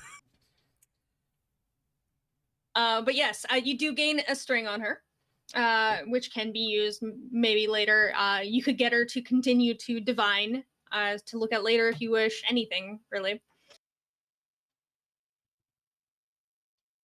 But you will notice and you might at first think this was your doing because it's kind of the spooky mo. But as her eyes become black, the sky outside becomes red. And so red that it is almost like vibrant daytime, but with just this red overlay over everything. And there's kind of this ominous crack of lightning and thunder off in the distance, but the lightning is red. And that is where we're going to take our break, dear friends. We'll come back in about 8 minutes and continue where we have left off with the apocalypse going on around our friends. these freshmen. All right. Yes, we're gonna go take a break. This is exciting. I'm excited to see where this is going. Yes, I have some links to drop that I forgot earlier, but through the break, I'm going to be dropping where you can find these fine people. And also, we have a giveaway. So I see we have a few people in chat here. That's very nice. Let me go over to the bot. Where do we have that? Okay, so I need a keyword. What is a good keyword? What is something relevant? I'd use apocalypse, but I always misspell it myself, so I don't want to have other people. Yeah, I was Doom. Doom. All right, Doom! Doom. Use the keyword Doom. Type Doom into the chat, and we'll give this till the end of the break. Again, 5-10 minutes or so. And then Nightbot, who I'm usually not friends with, but we'll see, will pick one of these doomsayers, and there'll be a giveaway at the end, and we can work out what it is you got. A lot of really cool prizes, TTRPG stuff, and related fantasy stuff, comics, novels, as well as, of course, rule books and art and help with GMing stuff. So we'll work out something that makes the most sense for you. So I will throw that in chat as well. Giveaway time. The keyword is Doom, and we're going to go on a break. Be back in about 8 minutes or so. Stick around, get up, do what you need to do, but make sure to hit that DOOM and check back in a few minutes for more of whatever is going on and the really slow, ominous, mysterious burn that is Ashmiel and all of these other fine folks. You could be a winner. Yes. All right, we'll be right back.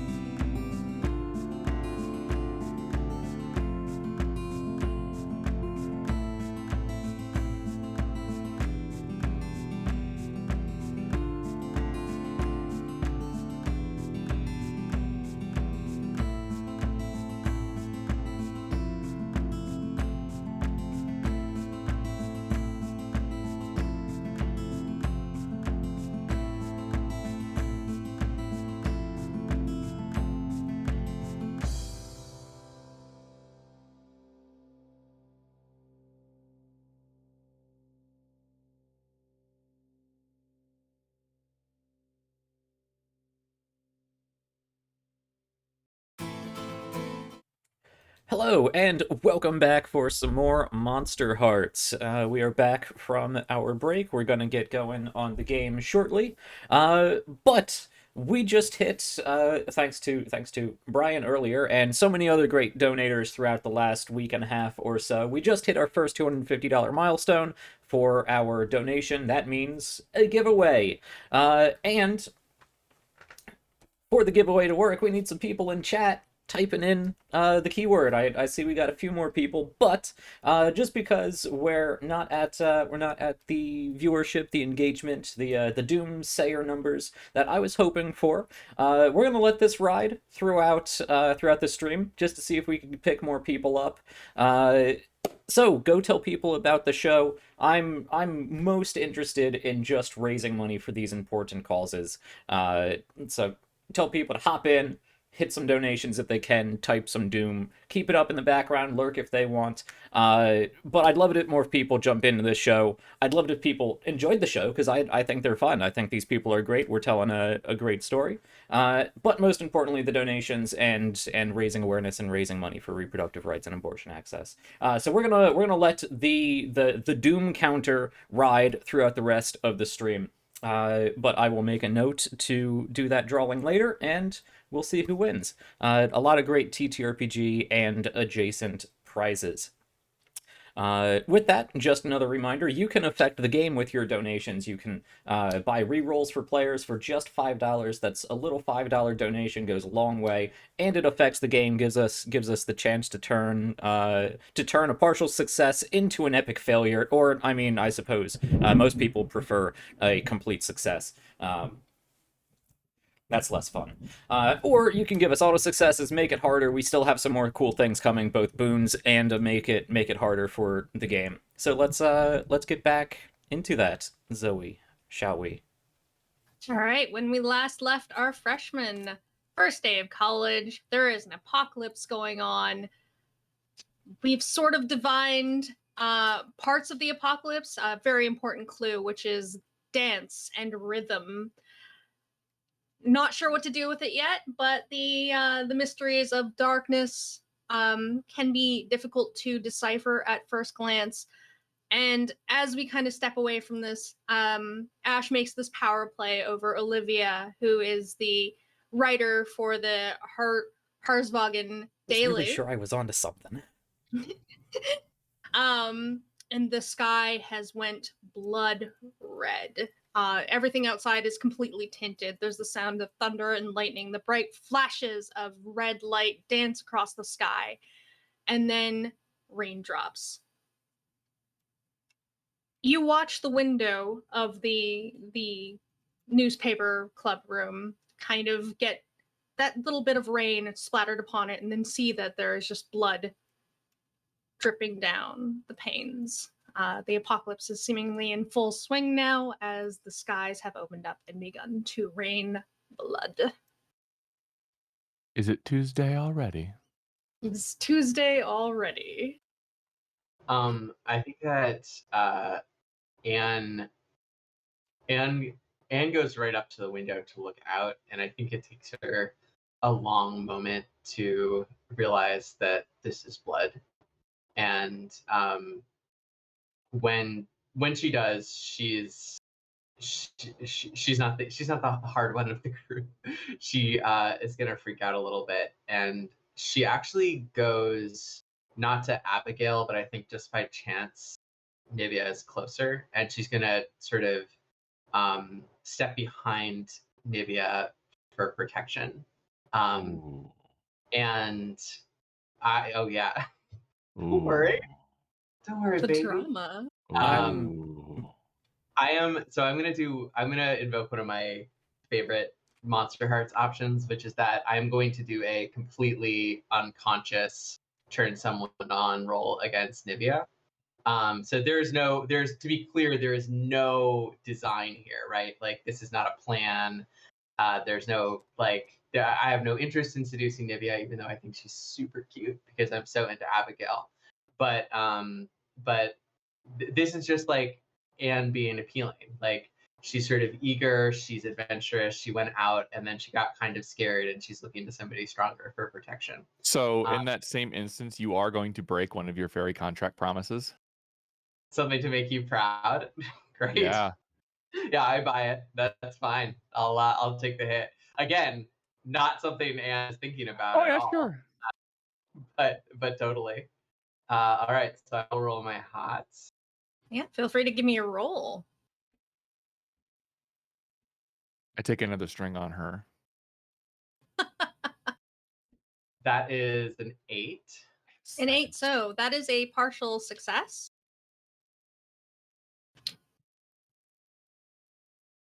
Yeah, so you can choose either I get a string on you, or you choose one of the turn someone on reactions. Okay. I don't like giving up power. It's like Nivea's big deal. So I don't want to give you a string. I'm just little Anne. What would I even do with that string? What would you do? I don't know, man. I've been tricked before. That's how I got into this mess. I will just reach back and take your hand. And, ooh, you know what? Yeah, this is gonna be a dick move. I'll say, I promise, everything's going to be okay. And then I'm going to look at Abigail and wink. Oh, it's steamy in here now. And completely unconscious to that part of the exchange. You made a promise to Abigail or to Anne? To Anne, that everything's gonna be okay as like my reaction to this. But I'm also gonna wink at you because I know I'm messing with something here. I cannot help but wonder, do you have to have it fresh? She'll point to the outside. Like, does this count? Not a pun. Not a pun. This is a genuine Close call. curiosity. I am suddenly very close to so many names in my head. To Nivea. Not obstructively so, but I'm there. Yeah, I'll kind of roll out my neck and just bagged blood is usually what we do, but when it's hot and fresh, it's usually better. I don't think this counts. To anyone looking out the window, you will notice a lot of the students seem to be like covering themselves, getting out of the rain because they don't want blood raining down on them and getting their clothes all bloody. But there is one figure just kind of standing out there like a turkey with his head held to the sky, just kind of letting that happen. I've seen this in a cheesy 90s movie with Wesley Snipes. But I do think at the presence of like blood in abundance, like the smell of it, the sight, and unfortunately your hand is getting just a little bit crushed. That could be fun too. If I could, noticing this, I think I would like to just like gently brush the back of my hand just down Nivea's wrist where she's holding Anne's hand, just to see if I can ease that tension, perhaps, you know, wrap around and put my hand on hers.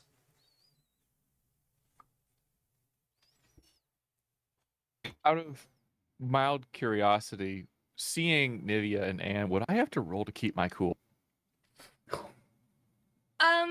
It's more like cool as to if you wanted to break it up, that would be a good way to do it because you'd say something either insulting or do something enough to jar it out of that situation. To be more specific, I think I'm actually, if we're okay with it, just doing my own turn someone on. Oh, Nivea. okay. It's becoming a throuple here, or Oh my lord! And Abigail's left out in the cold by herself. Protective, but in a different way, not necessarily a jealous way. okay, yeah, Give me who's this roll on first of all? Nivea. Nivea. Okay. Wow. Yeah. Okay. I'm getting so much attention. Uh-huh. Gee. So this is a hot roll. Yes. That is a 9 plus 1 is a 10. A 10. That's a perfect success. So you gain a string on Nivea, and and they choose a reaction. So you can either give yourself to Ash, promise something you think Ash might want, or get embarrassed and act awkward. Those kinds of reactions. All right. Oh, okay. So with the dynamic that Ash and I generally have, first reaction is the, oh yeah, shit, that's right. And then I'll like let go of Anne's hand and be like, sorry. And then I think it'll snap me out of that weird, like weirdly predatory triangle thing that I was getting into with Anne and Abigail. And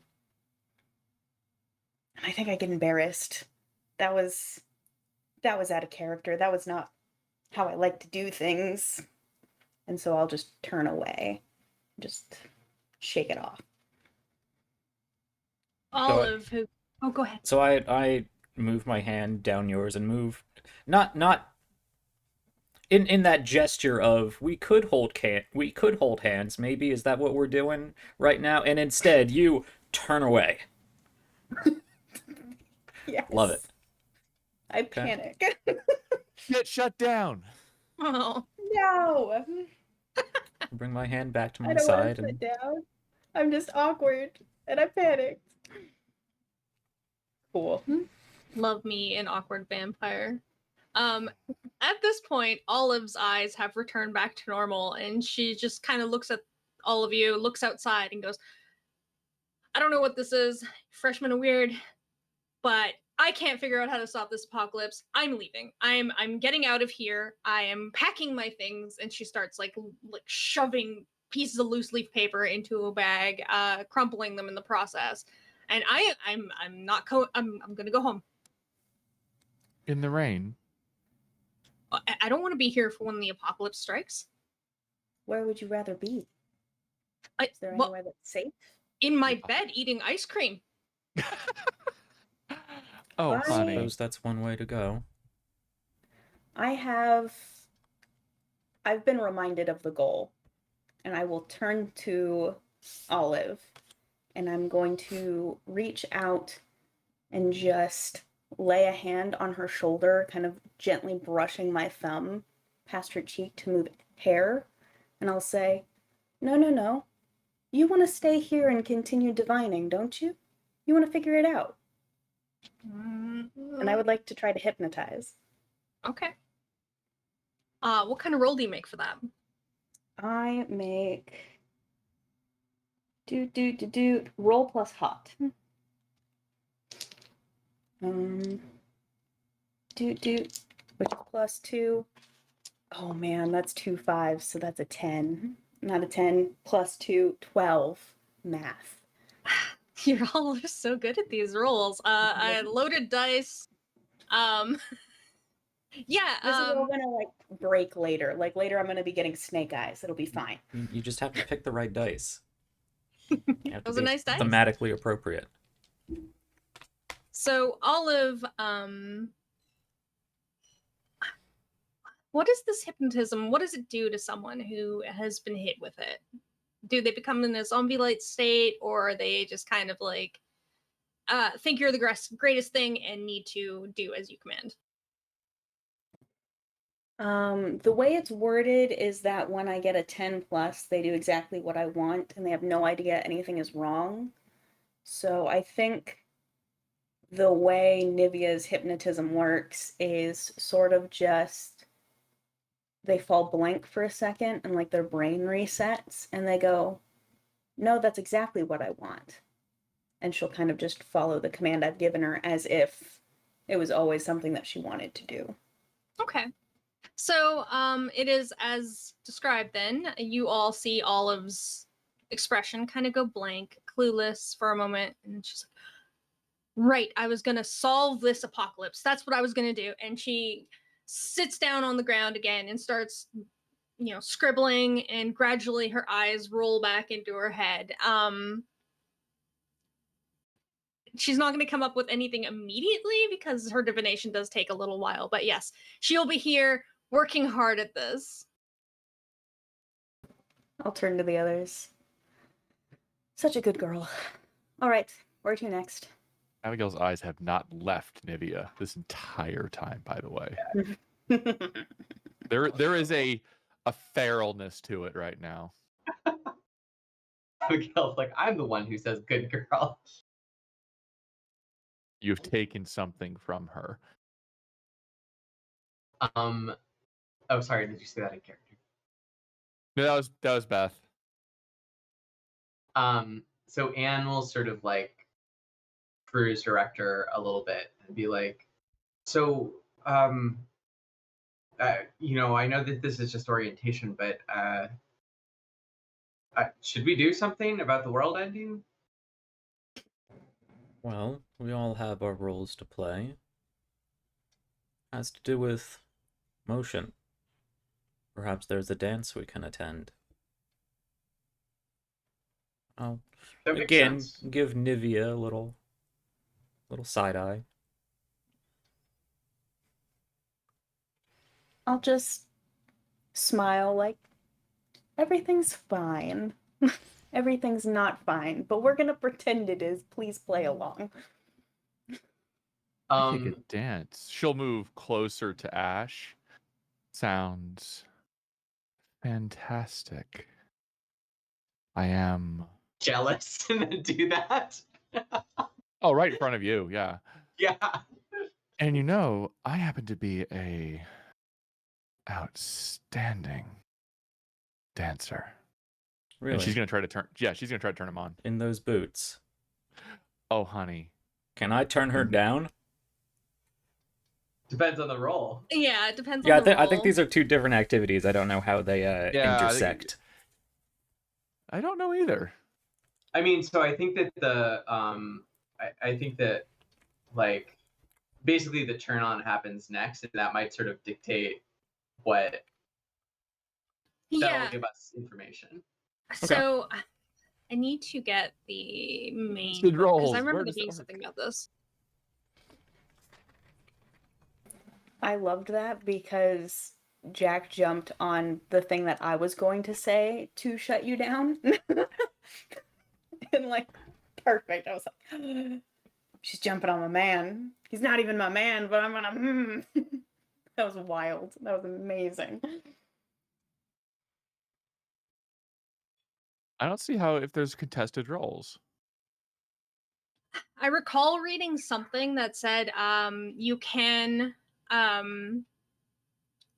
roll cool, I think, in response to something like that, but I don't have the specific rule in front of me. I can make the DM ruling where you roll hot, and depending on that response or that result, Jack could then roll cool to kind of turn you down. I think that would be fair. Whatever works. Sure. So I roll first? Mm-hmm. Not bad. That's 9 plus 2 plus 1, so 12? Yes, 12.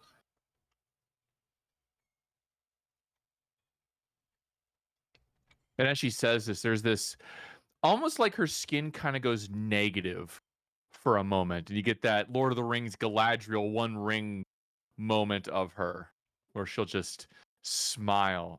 What, you never watched Lord of the Rings? Nope, I'm not a Lord of the Rings guy. Okay. Imagine if somebody's entire body goes negative in a film. Okay. Spooky inversion of color. What does your roll look like, Jack? Oh, am I rolling a cold? Is that what we're doing? If you want to, it was a 12. I'm not really good at cold. Ooh, no. Okay. Yeah. That is a 6 minus 1, which is 5. Ooh, okay, yeah.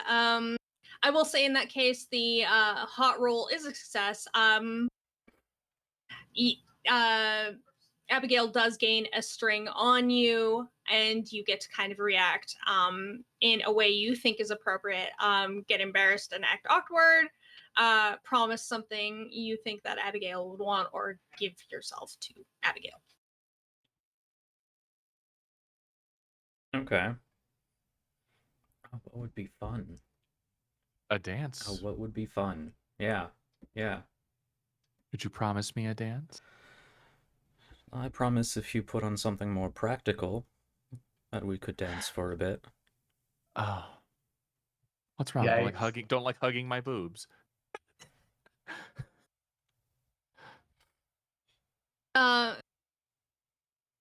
It's I have a- interesting. Go ahead. I have a pair I of wanna flats. throw- I have a pair of flats in my car. It's interesting, this game, because it does deal a lot with self-discovery, and one of the rules, it says to let the roles dictate what your character is learning about themselves. So even if you, the player, are like about that role, it is something interesting on the end of your character to think about. Like, this woman rubs me the wrong way, but at the same time, she's kind of doing it for me. So I like that kind of aspect of self-discovery, and just kind of learning who you are. And I think there's more of a sussing out of the social contract and the social dynamic. Maybe not I'm getting hot and bothered, but she knows what she's doing, and that has a non-sexual appeal in a way. Let's see how long we can play this game and how it turns out. We're entering a chess match. That's The what we're game doing. is everything. The game is everything. To a Fae, it is absolutely everything.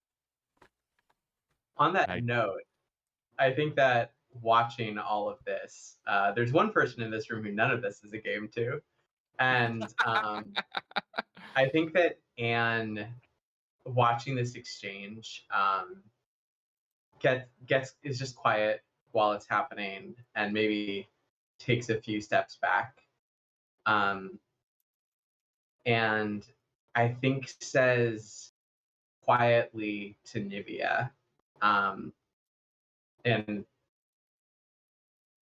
a like very a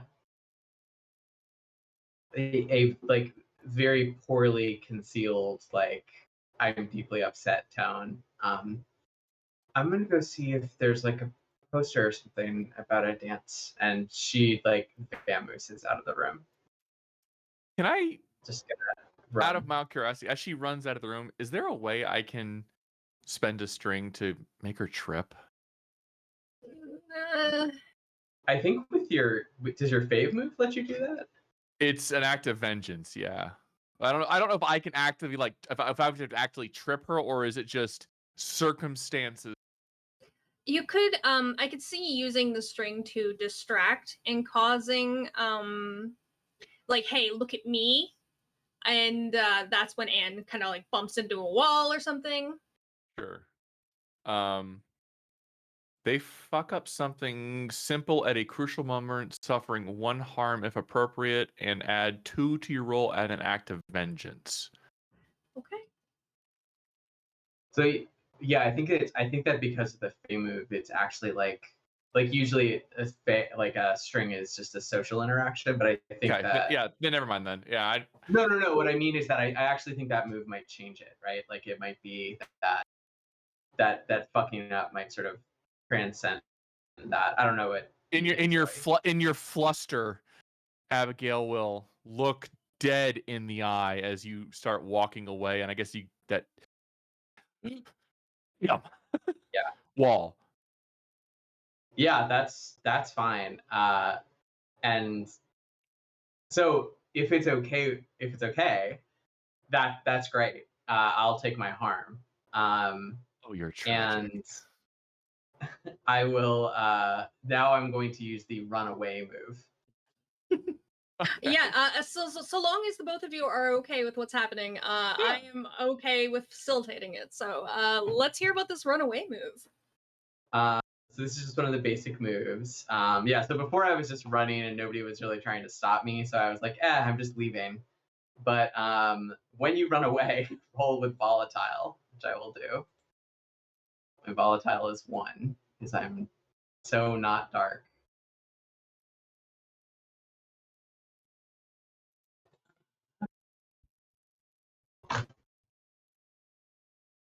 Could be very bad. Okay, great. Remember how I said that I was going to get our first failure? Did you just get it? I did. So I rolled a 5 total. So there's no like designated failure condition for runaway. It's kind of up to you, Zoe. But the 7 to 9 options to give you some inspiration are: you run into something worse, you cause a big scene, or you leave something behind. Oh gosh, I do actually have something worse in plan. So as you're kind of distraught and beating feet out of this building, you actually run into a very large man. Barrel chested, part of the football team. He's jock through and through. A little bit of werewolf heritage, because he's got like the sharp wolfish features as well as teeth, and he's like, God, you got freshmen all over me. Sorry. I just I had to. I'm sorry. Are you okay? Well, I'd be okay if it wasn't for the freaking blood rain and freshmen, and you know what? Just Abigail will walk out. Hello there, Great. sir. hold on, I'm just looking up his name. Alexander Damien. It's not Alex, it's Nolan. Nolan Damien. Nolan Damien. This is Damian Nolan, actually. So he just kind of sneers at you, Abigail. He seems to be really kind of irate with Anne, who is currently at his feet, because he's a really big guy. Abigail's tall as he is, I'd imagine. Yeah, he's kind of just sneering at you, and he looks back down at Anne and says, "This your trash? You want to move it?"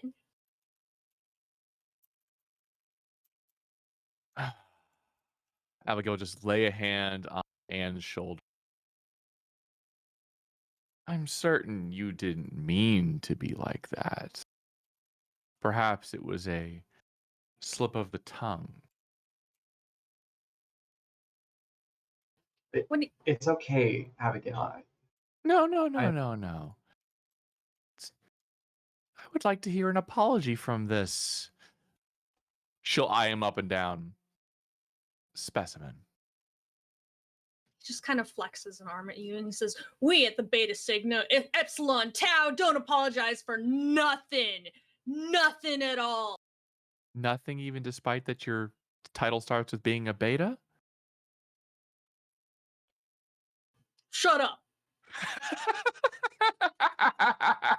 Cruising for a bruising there. You know, you'll find there are certain punishments made available to people that might cause a problem. There are people here who are a little more dangerous than even the biggest fish on the hook. Perhaps Adelinda might be interested to hear on how you treat people. The name drop. His eyes do kind of like get a little wide at the mention of Adelinda's name, and he's like, "What? She's saying stuff about me?" He might be now. Of course, if you promise me an apology, and of course one too. Miss Anne here, heartfelt. Can you roll me? I think cool would be appropriate for this situation, because you are kind of trying to put him down and put him into an awkward position. Is it shut someone down? Yeah. Okay. That is uh, Ooh, 6. 6. Okay, so that is an outright failure. Wait. I think I will. No, never mind. I was thinking I could add one to to your role, but I can only add one to I'll my double role check because against I you. think I So also sorry. have minus with it because of being Fey. I'm checking. Yeah, cool for me is cold is -1. So yeah, that's mhm. yeah, So that's it's 5. 6. Okay, 6 Oh, total. 6, yeah. Yeah. You kind of get like this. You bring up Adelinda's name. He gets kind of annoyed, asks about her, and then says, "You know what? Whatever clout you think you have, freshman, it's got nothing on me. Tell Adelinda if she is friends with someone as uncool as you, tell her to come get her stuff from my dorm. I don't want her there anymore." Writing that down. It's a Spock eyebrow. And like puts a hand, reaches way up and puts a hand on Abigail's arm, on Abigail's shoulder, and says, like, please, let's just get out of here. I'll spend a string to tempt you. Ooh. Oh.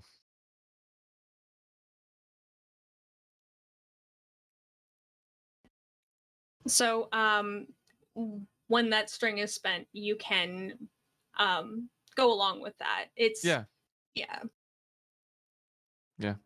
Fine. Better things to do than to deal with somebody whose brain cells can't match the number of people in this room.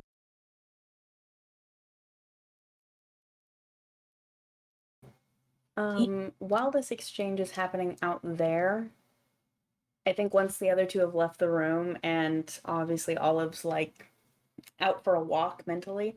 I like that phrase. I'm going to use that. Thank you. As a person who zones out regularly, that's how my dad describes it. But I will turn to Ash, and I think this is the most, I would say, monstrous he's kind of ever seen me get, other than the one time.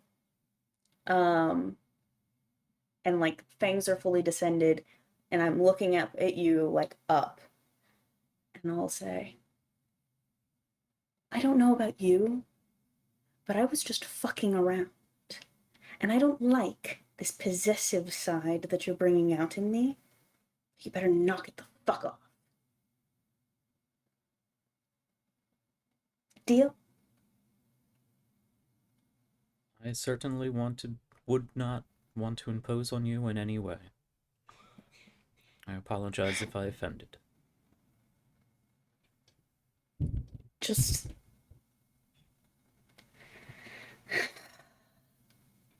leave the Fae to their business, right? If only it were that simple. But I'll There's try some to nosy- play nice. All right, let's go. From outside, you hear some barrel-chested man yelling Beta Sigma Epsilon Tau as he runs across the yard towards his frat house. Hard to talk shit when it starts with a beta. He seems proud of himself of that exchange. The pair of you have kind of backed off a little bit from him, which is probably for the best. It doesn't seem like a fight you're going to win because it's like you're fighting No. with 2 brain cells. I think as he walks away and now sort of like cornered, it is just kind of like she just says, like, do you not know I like you? Abigail will then place an arm like right over the shoulder into the wall and get real close. That towering notice that just image of a very tall woman next to a very small person. I understand a great many things about you, Miss Anne. And I understand that you and I have a dance later as well, don't we? Promise me you'll dance with me.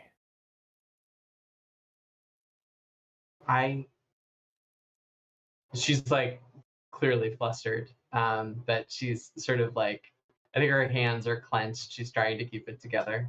I don't want to be treated like I don't count. Like I don't want you to flirt with other people in front of me. It hurts. And you were my first friend in this town. I could never betray you. It's just a harmless bit of fun.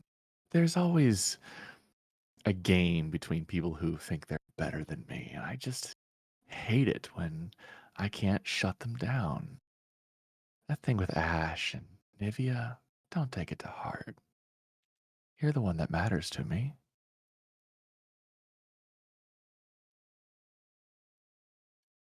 I think that she like raises her chin kind of defiantly. She's like, I'll promise you a dance if you promise me that you're my girl.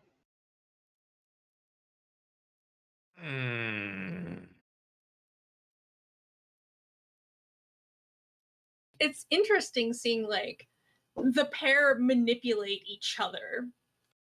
It's going very well. Are you sure that's what you want? You have to understand. More than anything. Oh, I don't think you quite understand. Asking that for me is like gazing into the abyss, Anne. And the problem with doing that is sometimes it gazes back. The question is, will you blink when you do it? If you don't want me, you can just say that. Oh, no. I want you to say, if you're ready for that. And I don't think you are. But I'll give you a chance. So here's what I will promise you. You and I be a thing. But if I think you are betraying me, hiding behind somebody else, for instance, there might be repercussions. That is my promise to you. I think that like Anne this is actually a moment where it's like, picture like it's like the thinking gif. She's like, wait, like, is she jealous because I stood behind Nubia at that moment? And then she's like, oh, well, this is just a misunderstanding. And then she's like, that's really creepy and inappropriate, actually. Welcome to but being that, a fae. I think that what she eventually nods and she just says that I promise that if we find a dance, I will dance with you. Going to a dance. And she'll get even a little bit closer. You know, chest touching, arm gently rubbing up the sleeve. And it's going to be very intimate, I think. Oh, this poor child, yeah. And then she'll back up. I was gonna say, can at this point Ash and I have like stepped out of the room and like spotted Yeah. this? Yeah, sure. Okay. Definitely. I love that. I'll look between Anne and Abigail. Finally, like treating your plaything right. She'll lick her lips a little bit. You want to find out? And No, rolls maybe. her eyes. You never know. Sometimes 3 ways can be a little interesting. Well, let's go find a dance, everybody. Abigail just laughs a little bit, making everything awkward at the same time. But is she serious or is she not serious? You don't know. She knows what she's about. I will just roll my eyes and grab Ash's hand as like we start to toddle away. I'm leading him off. You Oh, have to reach a boy. little further than you were expecting to get it, but you get it. Ooh. Oh my Ooh. god, we're tearing ourselves apart. Such a dysfunctional Go freshman group. outside pressure. I love This is it. so toxic. Oh my goodness. I love it. So all of you are kind of like gathered just beyond the threshold of leaving the printed media building. And you can see a nearby building. It has a sign on it, barely legible at first through the bloody rain that's just covering the ground and the sky. But it says Secret Society of Apocalypse Enders, kind of over the top of it. And as it kind of dawns on you that this building is there, that's when the doors fly open and the cheerleaders once again come rushing out of this building going, yeah, and throwing their pom-poms up in the air. They're looking a little worse for wear at this point. Any kind of white on their uniforms has been completely it's red now. Is it but bad that I think they're a little more tasteful now? Is mean, there I just realized that was a pun to the vampire. Shit. What do I get for that? That was terrible. all the puns? I didn't intend that to be. Here's good. Does intent matter? for a fae? Probably not. I know I was gonna, yeah, probably not. If I break a promise, I think you get a string on me. Shit. I'm not sure there's a mechanical consequence. Actually, you know but what? I love that idea. Whatever mechanic I would get for this, I'm going to immediately like dissolve it essentially because I'll say red looks nice on everybody to me. And I'll smile at Abigail like, I can bridge this gap every once in a while. Okay, yeah, sure. Is there like a head cheerleader, like captain of the cheer squad? There is. I'd like to very quickly just step in front of whoever that is and do the same thing. Try to catch their vision. And once I do, the eyes go black again. I see you are full of school cheer. Am I talking to a woman, a man? The head of the otherwise? cheerleading squad is actually a man. He is very kind of like, he's very limber. He's tall but also very skinny. And when you're a male cheerleader, you also have to be fit, but it's a different kind of fitness, right? Like, you still have to lift the pyramid up off the ground, right? So you can't be scrawny. But yeah, he's for all intents and purposes, a good-looking guy. Nothing really unusual about him. But as you kind of stop the group, they fan out into pyramid form, start waving their pom-poms, go in and out of routines, and you get the Harzwagen Boots! Harzwagen Boots! Yeah! Can I have a moment of your time, my man? You seem to be anything so for full of school cheer. Yes. You seem to be brimming with it. Yes. Amongst other positive qualities. If you hadn't noticed, there's an apocalypse happening, and during these times, we have to keep everyone's spirits high. I've seen that. The way you move, spread out, create a bit of fun chaos. It's quite interesting to see that movement. Again, meat eyes. I'm gonna give it's a string, right? I'm gonna give a string to my dark power. And again, that octave will drop, reverberate in the mind.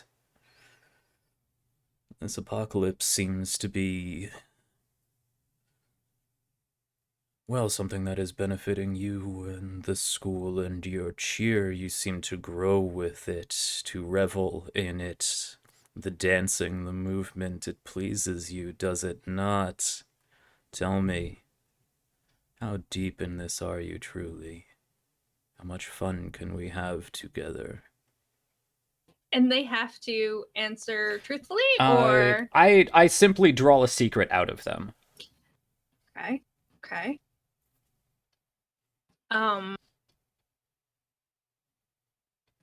Your words kind of rattle around in his skull, and he takes a moment to process this, and he just goes, yes, we spoke to the apocalypse enders. They're not here right now, but dancing is the key. Dancing is the key to ending all of this. Well, then dance on, my man. Spread the cheer with your lovely bunch. He just nods at you, and gathers up the troops, and they all kind of raise their pom-poms high and continue to traipse about the grounds. One thing that maybe you all didn't notice until just now, or maybe you've always known this, but the symbol for the school, the Harsvagen goats, is this demonic-looking goat head in a circle with red eyes. So, news for food for thought, I guess. We can say that's exactly what Nivea noticed and proceeded with the "is that offensive?" question.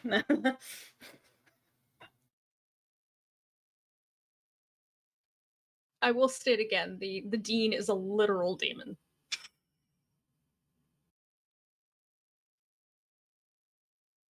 Well, it seems this society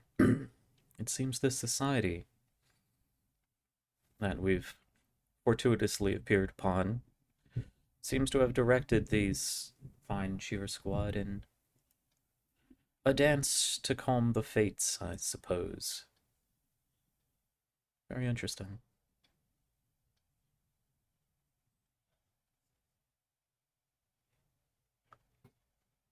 How do you know they're telling the truth? What if this only speeds up the apocalypse? I find when you truly connect with an individual, there's no reason for lies or subterfuge.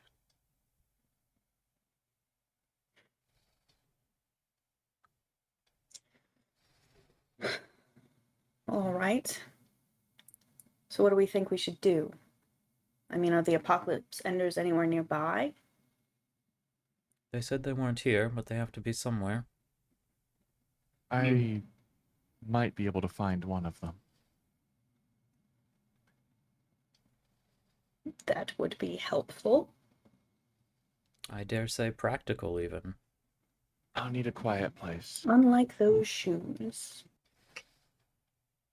You talk an awful lot of shit for somebody who's only 5'4".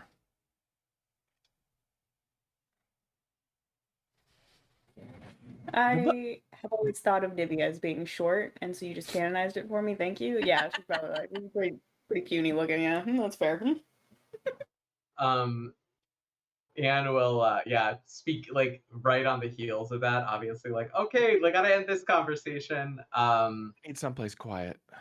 So their hall is empty, apparently, gesturing at the Apocalypse Center's hall. So that should be a quiet place, right? Okay.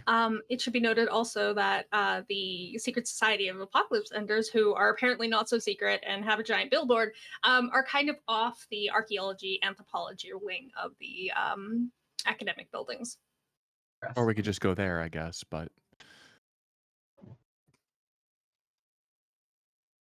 I would much rather do that than have to have a conversation with my father. Wait, your father's in the society? Not exactly, I think. It's complicated. Think about this girl, it's Nivea complicated. starts humming the song "Daddy Issues." No idea. Well, with that lovely little segue there, do we which building are we going to head into to get rid of out of the blood rain and into somewhere quiet? We go to the theater. Oh. That's where Abigail would feel the most comfortable, I guess. Okay, fair. All right. I might know a place. There's my dressing room. Be quiet enough. Just hope she's not there. Let's go. And Abigail will lead them to the theater. Presumably she's been there before a couple of times. Yeah. You were there kind of in advance to work on a play, which you were trying to get the lead of. Mhm. But yeah, you all kind of walk into the theater building. It is large. It has really nice, one of those domed roofs to really carry the sound. It's kind of a little higher end than you would expect a college theater to be, but this place is also kind of like weird like that. Like everything is very old, almost fantastical in nature. And as you kind of descend into the theater, it is mostly empty, but you do hear the murmur of a couple voices backstage. Abigail, who does she recognize these people? As you get closer, yes, you would recognize some of them as being like lighting crew, but you do detect a very distinct voice, which is Adelinda. Definitely going to avoid that. Yeah. Adelinda is the queen of the school. So No, I can't avoid her. I'm part of the clique. I have to go talk with somebody first. What was the name of that boy from Beta something something? I'm a bitch. Nolan. Nolan. I'll be right back. And the dunk dunk dunk of Abigail in her boots that everybody is jealous of will stride over to Adelinda. Hey, Addie. Hi. Oh, Addie, voice down. I'm not sure if you noticed, but there's an apocalypse happening. And she points up to the ceiling where there's just all of these bats hanging from the ceiling with all these blood red eyes staring down. Right. Yeah. Listen, do you know this Nolan from the Beta something something I'm a bitch frat? Yeah, Nolan, he makes rumors about us sleeping together all the time. I'm working my way into crushing him. Well, he just enforced my desire for that to happen as well. He said you should go, and I quote, come collect your things from his dorm. Oh, girl, join the club. There's so many of us that want to crush him. What can we do for you? There's no rehearsals on right now. Well, I needed to talk to somebody, and I'm gonna go back to my room. I just wanted to make sure I'm not interrupted, because it could get a little awkward. You know how Dad is. Yeah, just, loud noises seem to really upset them. We've already lost a couple of stagehands. Yeah, so ignore the bats, stay quiet. We're trying to find a way to get rid of them.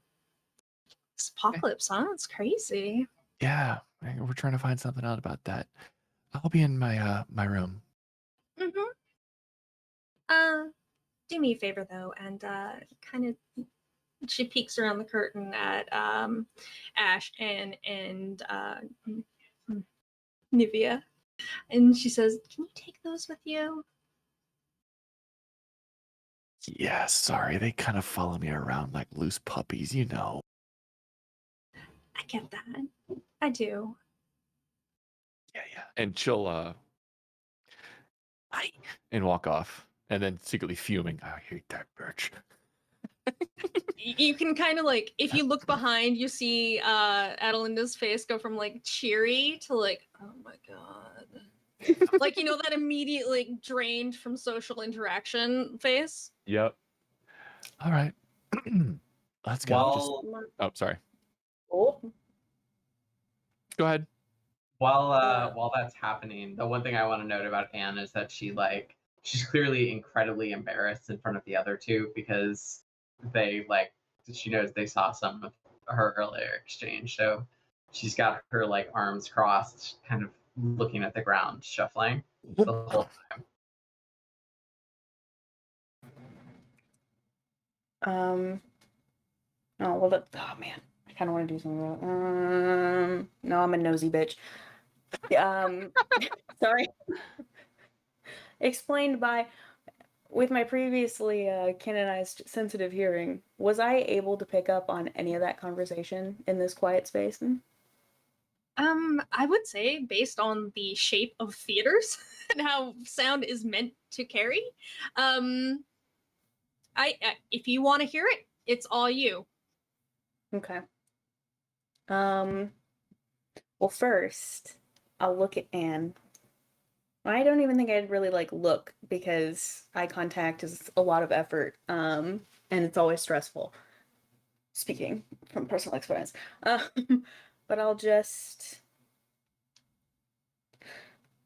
not to imply that. How should I put this in the nicest way possible?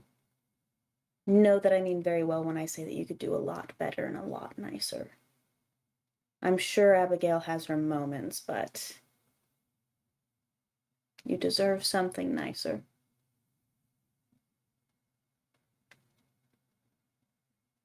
And sort of glances over at you from her perpetual staring down at the ground, and I think she doesn't know what to say, and you can see that on her face for a moment, and eventually she just smiles a little sadly, and nods.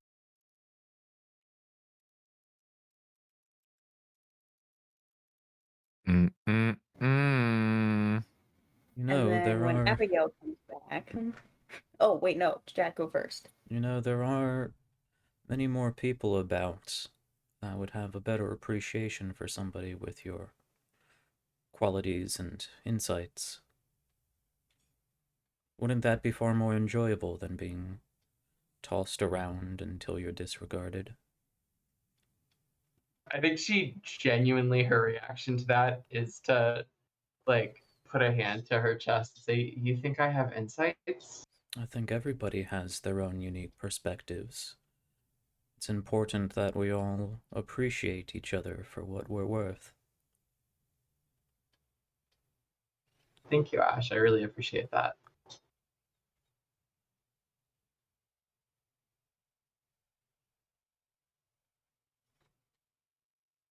Imagine Abigail walks up about this time. If she heard anything, she's not saying anything yet. Oh, I'm saying something. I'll just, as Abigail approaches, I'll just gently, woof, just bark very gently. I would be quiet, my dear, though I'm sure there are other things in here that bite, and she'll point up. Ceiling Will is I get a treat if I'm a good girl? You could die. And she said, dead serious. Oh no. Okay, cool. Look up at the bats, cutting off the joking attempt to turn you on, and just Follow me. oh, it's like a mass of furry and webbed bodies like jittering up there, and they're all kind of making like little chirping noises as bats do. I'm picturing like the bat things from Pitch Black now. Oh, I can't even remember what those looked like, but I'm sure they were awesome. They look like bats, honestly, but they, Mm. tore people in half and stuff. It was. I remember the scene now. That was Claudia Black, by the way. That was Morrigan from Dragon Age. Or, more interestingly, Aaron's son of Farscape. Yes, that too. Oh yeah, I loved Aronson. Anyway. So we go into a dressing room, or find a place to kind of look into this mystery involving the school. All right. Abigail is going to kind of, I guess, imagine as a kind of a mirror in front of her as she sits. Her hands kind of go on her side as she closes her eyes, and she is going to gaze into the abyss. Ooh. Give me a roll. Okay, that's not bad. 8. An 8. Okay, so there's not really a complication for gazing into the abyss. On a 7 to 9, the abyss shows you confusing and alarming visions, but you get your answer nonetheless. Yes. What exactly were you looking into when you... Trying to find out where the apocalypse enders are. Okay, so you get you start to feel hot, a little bead of sweat forming on the side of your temple. You get kind of like these flashes of insects buzzing around everywhere. Dense jungle, pyramid, nothing. Yeah. She calms her breath. May I see the map, please?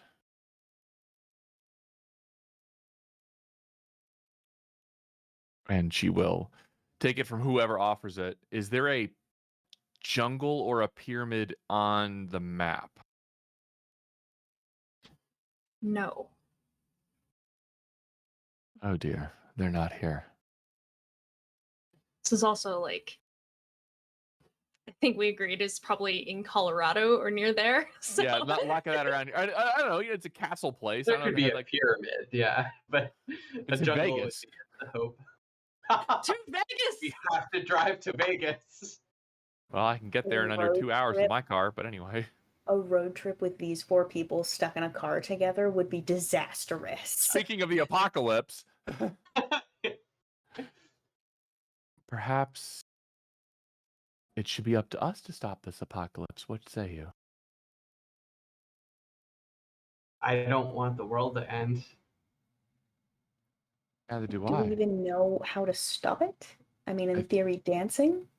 Something at the dance. Is there a dance tonight or a homecoming dance or something? You've not seen any kind of flyers for any kind of dances happening tonight. There are like mixers, but that's usually at like some sort of destination, and it's drinking and partying. How about and frat dancing. places?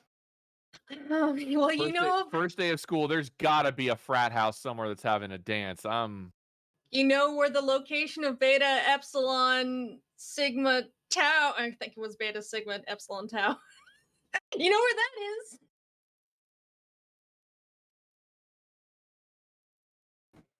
Everyone's like, I don't want to go there. I really don't want to go there. Can I just let the world end before I have to go that place? Talk about eating my words. I am also sort of like in the background of this conversation. I am also going to gaze into the abyss. No. As the mortal, my version of gazing into the abyss is going to be, I just look like scared and sort of abstracted and feeling completely at a loss of what to do. I take out a copy, which let's just say found its way into my purse of the mouth of gossip, which I don't think we've actually read thoroughly yet. And I'm just going to the mortal version of the abyss is being sad and reading this newspaper.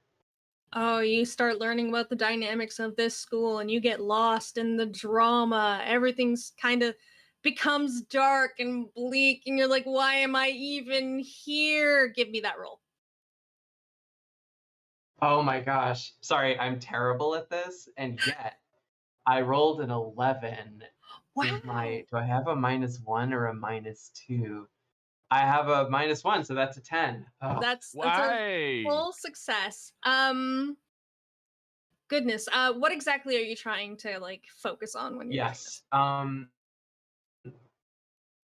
I am trying to understand like I think that what I'm consciously looking for is like is no, you know what it is? I'm trying to see if there's anything wrong at the school. Like is there anything that is like wrong with the school's sort of usual makeup or whatever that that contributing to this apocalypse in some way?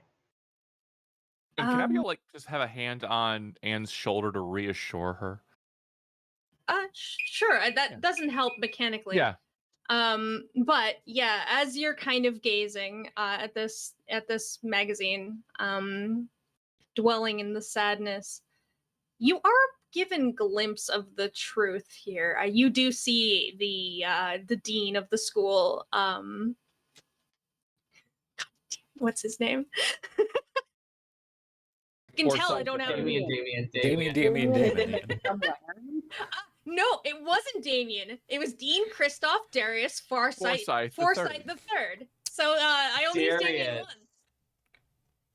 But yes, Darius, Forsyth the third, is in this kind of room surrounded in like bathed in fire, and he's kind of holding something in his hand, focusing. And you get the idea it's not malice. He is not summoning anything into this world. What he's doing is using the walls that this college is made out of to create a barrier and save the rest of the world from this apocalypse, but encapsulating the school within it. So this man, very much angular features, a goatee, devil horns sweeping down the side of his head, is, for whatever reason, acting in the sake of goodness at the expense of the students, mind you. But you get that little glimpse. So I think that, like, go ahead. I forgot to mention, everyone that succeeds in a darkness roll gets a forward. So please, in your next roll, you get a +1. Yay! Or a roll, doesn't have to So, be your next one. so I'm going to I want to montage me explaining this, because it's not clear as a mortal exactly how I know this. And the way I picture this is that it's like it's a total like conspiracy board moment where I'm reading through this and I'm just like, God, like the dean has his hands in everything at this school. And then, at some point I'm just like, yeah, what, we have to confront the dean. Like after I connect like 14 puzzle pieces from the gossip mag. Like the dean has to be containing the apocalypse within the school grounds. I like to imagine one of the gossip titles is Dean Actually a Good Guy. That's where you're like, he's actually a good guy, look! It's just right here. Definitely be a scar on his reputation as a demon. Yeah, that would be a problem for him. I mean, got to the top somehow. We have to go talk to him. Maybe he can explain what's going on, and maybe there's some way that we and the other students can get out of this. Very good, Anne. Very good. Little brush against the cheek. I'm proud of you. You didn't blink. Yes, perhaps we could talk him down and let the blood rain upon the world. Well, I don't know what the options are. Maybe we can walk out somehow. Maybe he can confine it to a smaller space. I don't know. Like, we have to do something. Could combine it to the beta house. Confine it to yeah. That would be murder, but yeah, we could do that. I mean, is it murder if they're not really people? Abigail. It's like a light slap on the arm. My Stare. goodness. To be fair, Death doesn't really stick. So occasionally you can get out of it. Either way, I think we need more answers, and we're not going to find that in this place. I guess we're gonna go piss off a school official. I'm always about that life. I think orientation's going great. What a great first day. Well, Oh, but this will get our names put on the gossip board for sure. So as Freshmen save college. you all leave, probably towards the administration building, specifically to look for the dean, you wander by the frat house, which Nolan belonged to, and you kind of hear them chanting inside. They're having a party, and there's a rumble. The blood rain begins to stop, but there's like this earthquake happening. And that is when a sinkhole opens up and takes the frat house under. And you still hear them chanting within, going, Beta Sigma, Epsilon Tau, Beta Sigma, as they get sucked tragic. into this sinkhole. Oh no! Anyway. So much for that contingency. A great loss to society. And nothing of value was lost. But as this happens, I assume you all bask in the glory of the frat house just being taken down for a little bit, and out from the rubble, out from the pit left behind, begins to crawl these things. What was that? Oh, I said, please don't tell me Nolan. No, it's not Nolan. They look like monkey skeletons, or perhaps lizard skeletons. There's a whole bunch of variety. It's like hell a no.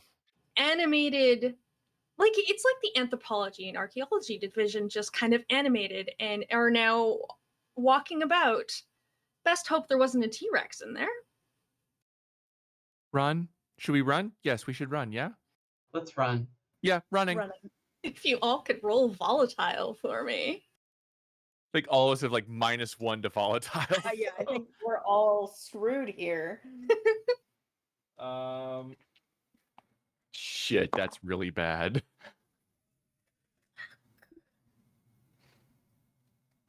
Remember how Yeah. I said I was actually gonna roll snake eyes? Yeah. Oh no. Oh no, I rolled a 3. So we got a 3, we got a 2. No, we got a 1. 1, I yeah. got a -2 volatile. I have a 9 total. 9. Ooh. Is there any way I could take a different approach? If you don't want to run, you don't have to. Could I instead, calling on my own nature, could I, and my connection with history, I'm a bit of a history archaeology buff, I believe I've stated that, at least in the Discord. Could I channel the dark instead to just kind of play with this apocalypse a little bit? Bend it just enough around me so I can just go as I please. There is a DM reason. I can't even give this to you. No is an acceptable answer. Give me a roll just because I want to see what happens, but don't expect much. Okay. I might give you insight as to why it didn't happen. Okay.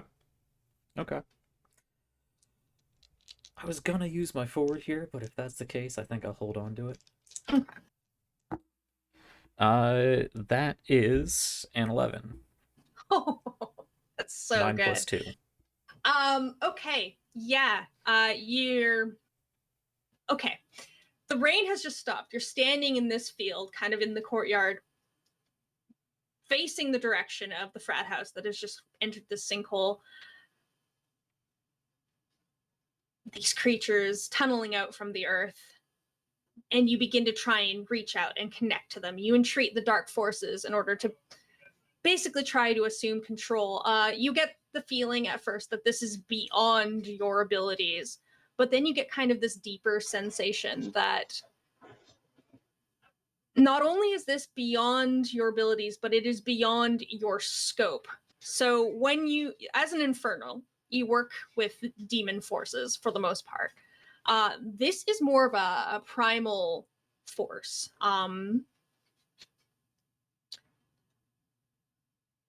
I want to give you what it is, but no, it is more of an animalistic force. Yeah.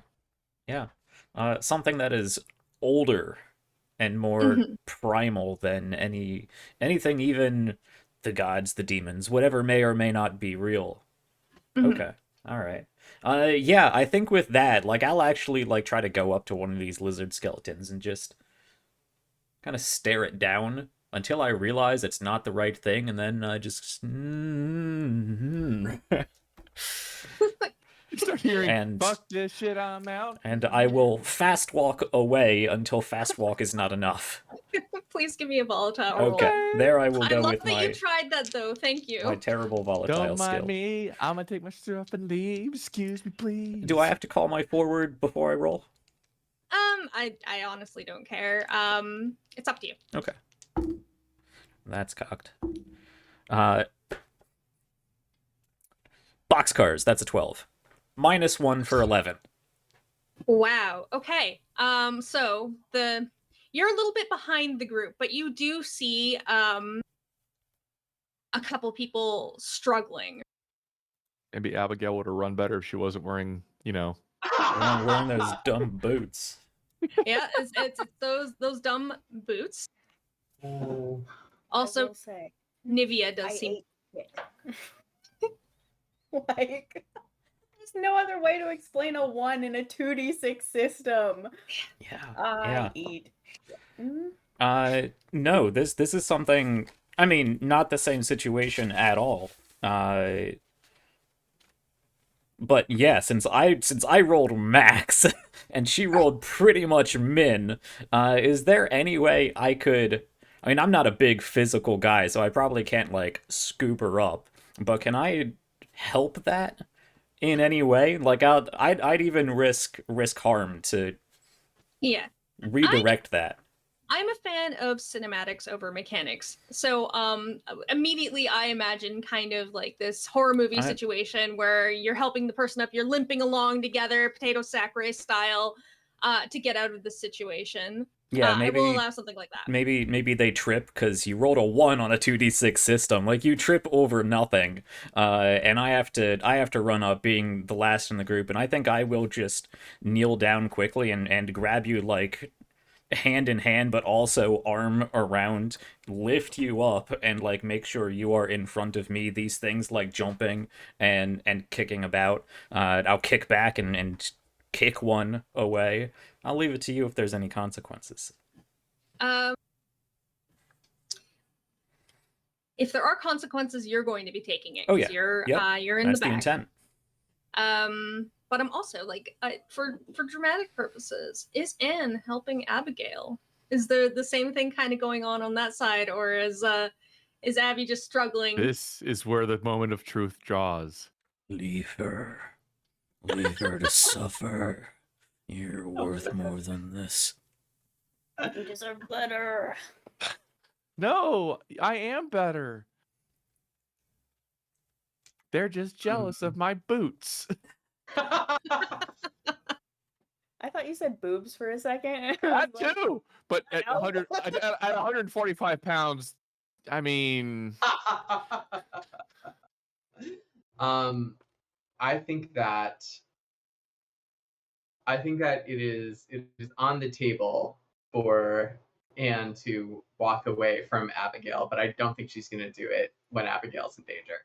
So yeah, she will stop and help Abigail. However, Abigail needs to try to get away. oh, she is. Yeah. Goodness. I'm unarmed and 19 years old. I'm not fighting skeletons. Abigail in Cyberpunk is a total wuss, so I'm going to say that you all kind of get away relatively unscathed out of the situation. Actually, no. I have a promise. Someone donated $50 so I could make this harder. Make it harder. All right. So we got Give me the consequences I'm asking for. Tell me, D, is Anne in front or in the back when carrying Abigail? Or helping? Yeah, I think that she's in front. She's in front. She was ahead and she came back. Okay. So that means the attacks are going to be going on to Ash and Abigail. There's not really a combat system per se, but I can basically say that these things, because you failed at running away, you are getting help, or you are superimposing yourself. You both, Ash and Abigail, take a harm each, because these aren't exactly like big creatures. They run up, clamp onto your heel, and start gnawing away, angrily. Can I lash out? Yes. Abigail reflexively turns around and tries to backhand one. Mm-hmm. That's good. That's well, it's still my -1, so that's still 10. That's still 10. Okay. That is a perfect roll. Yeah, the skeletons don't exactly have a whole lot of harm tracker, but when you backhand this thing, you knock it away, it kind of rolls around into the grass for a little bit and makes a little hissing noise and tries to get back to you to bite again. I'd like to imagine that when Abigail does her lash out, there is this moment of almost that same negative appearance, and almost this kind of like force wave. Very cool. Jack, are you gonna lash out in defense of Ash here, or?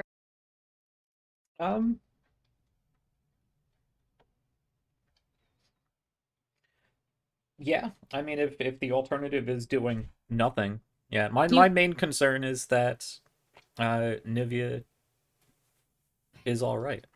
You could continue to run. That's an option. Yeah, I'm not gonna worry too much about fighting back. They can gnaw at my Okay. ankle for a little bit. I'm just making sure we're both getting out of here. Okay. So, My undead heart is all aflutter. is it though? It's trying. Absolutely. Absolutely. I just got hero rescued Aw. from absolutely bombing it on the sidewalk out of nowhere. This is amazing. Give me another round of running Oh rolls, man. except for I'm gonna say not Abigail, because you took a moment to lash out. Okay. That's good because I rolled a 3. I mean, Not a 1, but it is a 5. So that's exciting.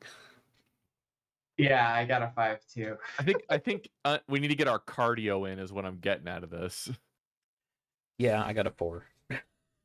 oh, not. Straight failures, straight failures. Okay.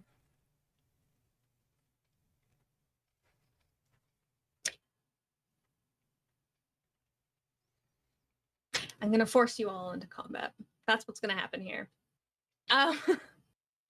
Because as the $50 dictates, make it harder. But after this next round, I am going to move the story along. So if you want to lash out, or if you want to continue running, that is up to you. But these things are kind of closing in. That's a 10 for me for running the fuck away. Oh, nice. Are there other students nearby?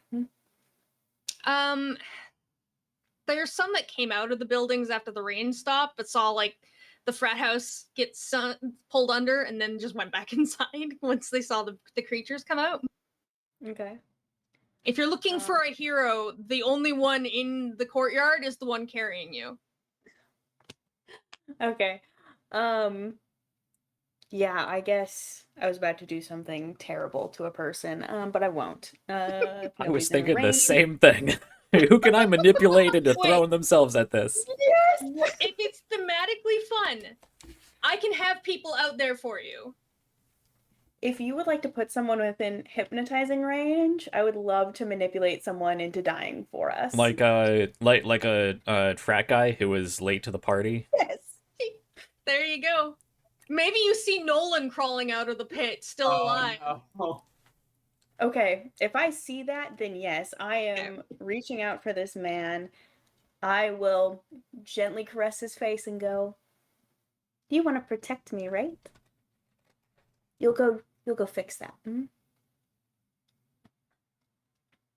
It's not my best work, but we're in a situation. Remind me again, was there a roll associated with that, or is that just automatic? That is a hot roll from me. There's no assist or group checks in this of it, is there? Not that I know of. Okay. It's fine. I'm way too cool at this. I rolled 2 4s, so that's an 8 plus 2 is 10. 10, perfect. Yeah, Nolan, he just kind of like, his eyes go vacant for that moment. Like, you get the reboot face, and then he immediately starts like, his clothes start busting at the seams. His nice Beta Sigma Epsilon Tau jacket gets shredded as he goes full werewolf. Oh god. I'm glad I didn't fight that. And starts shredding the skeletons. Well, shredding. He has to engage in combat like the rest of you, but he does seem to be more able to do work in this regard. And then I guess the only other thing, once that is happening and I feel like we have a second to breathe, I'm gonna look at Ash and go, the only thing I can offer you is, if you do die, do I have your consent to bring you back? I wonder if that would work. Could It's be worth a a fun shot. journey. Or Awesome. Growing moment. Oh, I be love better it. than my current. It might break that pact. You never know. Hmm. And then we'll keep running. Because I do still need to roll something, right? Mhm. Yeah. Yeah, You and Anne need to do a thing. I was trying to find something that was not a volatile roll because fighting and running are both volatile. And dark powers are not working on these primordial beasts. I am going to just swing my purse like a flail, and try to take a skelly out.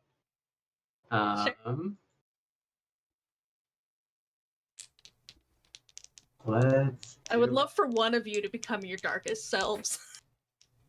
Oh God. I hope it's me, but I rolled a 9. See, the problem And with actually, I'll use my forward, so it's a 10. Okay. Wait. Can you can I think for lash out you can make me my darkest self, can't you? On a 9. Yes, but I think 10 would be better in this Okay. situation, just because it is kind of like there's a lot of enemies. Yeah. Great. But Yeah. yeah. So I'll use my forward, and I'll just this purse just like I have a lot packed in it because I like to be prepared. Like I have granola bars and I have a water bottle and I actually have a little first aid kit. Like this is just some band-aids and some ointment and stuff. So just if anything happens on our first hand day, sanitizer. hand sanitizer, plenty of hand sanitizer, and yeah, it's a pretty hefty weight, and it just like this little skeletal chimpanzee just goes to pieces. So yeah, because you and Abigail were close by. Abigail struck this one once already. It does actually fly apart as you hit it with your book bag. Little monkey bones flying everywhere. You even get the little like Latin name for it somewhere was on it, just goes flying off into the sky. That's one skeletal animal down. Ash, how are you dealing with this situation? Yeah, so Nivea decided instead of running that she was going to stand and manipulate someone. So if I leave, she's behind, right? Yes. Yes, so I will as well lash out physically. Okay. Interpose myself. I should take a picture of this because I just got boxcars again. Wow. Okay. That's an 11. Do you have anything that gives you an extra harm? That gives me an extra harm? Yeah. I don't know if you, I know some people do. I have ways to soak harm, ignore harm, but I don't think I have anything that will give me extra harm other than me being a DM and saying bring it. Let's You don't want to tempt the wrath of the whatever from high atop the thing. No, you do one harm to this thing. It's not completely beaten yet, but you do actually push it away. It's fallen away a few feet. No longer biting you, which is great. Yeah, I think with Nivea's offer and the situation we're in, infernals do tend to be a bit reckless, especially when things are going on. So yeah, he's just gonna like throw himself to the nearest enemy. Like I imagine are these like little things, or are they like what are we fighting here? They're little. Like I said, there was the monkey, which is a little kind of one of the long-tailed. Don't know the name of them. But yeah, that's pretty small. You probably get something like a pelican. Yeah, I think I'm just going to like lunge at one, and my eyes will go dark again. Your kind does not belong on the surface any longer. I'm just gonna grab it and beat the next one with it. I love that. Okay, I will allow on that description one of them to shatter. This will give you the ability to run away. I did say that I was only going to let the combat last so long, and then kind of resolve it. So we have Nolan out there being his best werewolf self. His last brain cell has fizzled out, and he's just going to town on these things. He's doing a pretty good job. If he makes it through this, that'd be impressive. But it gives you all that moment to escape into the administration building. If you want somebody to be their darkest self, I may have a way to make that happen. Okay, cool. So we're playing, something we discussed is that we're playing with slightly modified sex moves where like a lower degree of intimacy is fine. So the mortal sex move is really interesting. And I wonder, Abigail, like if after we get away, right, after we're safe, if there is a moment, obviously I'm pitching this to you so we can say no, where what I'm sort of picturing is that there's like, we just had this life or death situation and did pretty well. She's feeling kind of like on top of the world a little bit, got the adrenaline rush. She grabs you and kisses you like passionately for a moment before she continues on. And the reason I'm saying all of this is because the mortal sex move is your partner becomes their darkest self. Wait, say that again? My So- what becomes? So my partner, you in this case, becomes their darkest self. I become your darkest self? You become your darkest self. Yeah. Oh. I love this. But only if you're willing. I'm No. There is, before she can escape, I guess, or went right as the lips part, Abigail's entire visage goes from this seemingly human to outright fey. The skin goes from this beautiful textured white into an almost kind of mellow yellow color. Her clothes will shift from normal everyday goth girl to bright and colorful with just all the rainbow a part of her, the darkest self, huh? And fairy wings will come out and she looks absolutely beet red and a lot of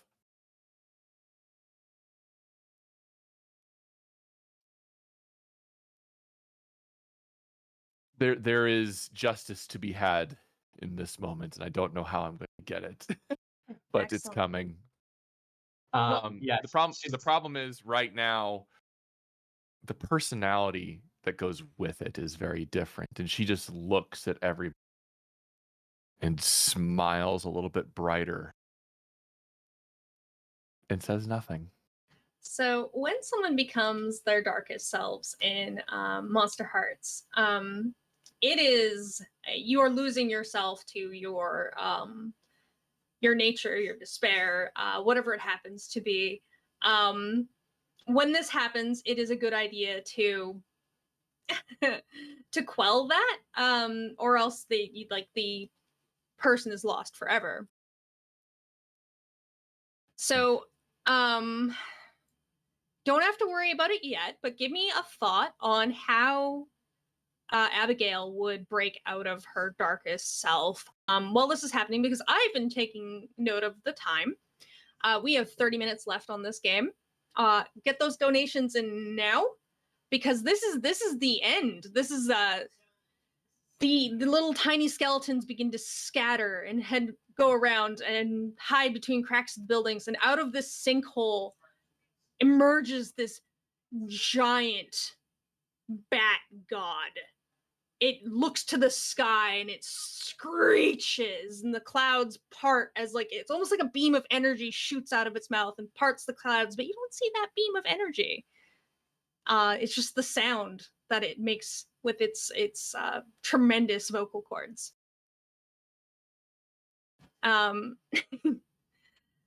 You hear someone in the background go, "It's the BBBG!" And you hear the cheerleaders on the other side of the campus. They're cheering and trying to like make a little pyramid in front of this thing in order to fight it with dance. Your friend Abigail is now this brightly colored fae creature. What is going through all of your minds as this apocalypse reaches its pinnacle? Justice. It specifically says, everything you say seems a promise. Everything you hear seems a promise. If a promise is broken, justice must be brought through trickery or blood.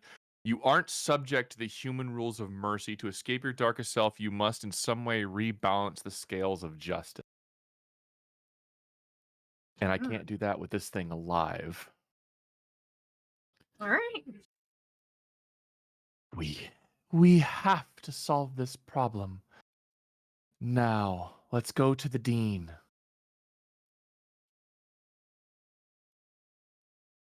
Anna's thinking, holy shit. Now she's an 11.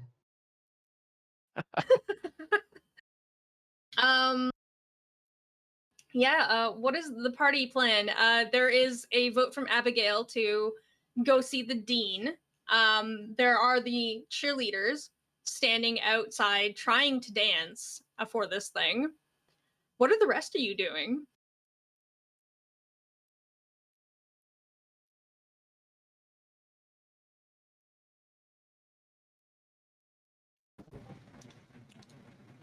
I think Nivea is going to like see Abigail. One thing, transformation terrifying, bat thing terrifying. Nivea is by no means fearless, but she's gonna look to Ash and just, we can keep trying to fight it, or maybe dance our death away. That would be how I and choose just to hold go. out a hand. I grab it immediately. Dancing. We have to dance. Dance off to save the world, like Footloose. Is there like a campus garden or like a nearby atrium or something that just has a lot of plant life, plant growth? Honestly, a lot of the courtyard that you've been kind of spending a lot of time in this whole time has statuary and plants. It's actually quite gorgeous. A lot more has been put into this than most college campuses. So there's plant life, there's trees, there's flower beds. Okay.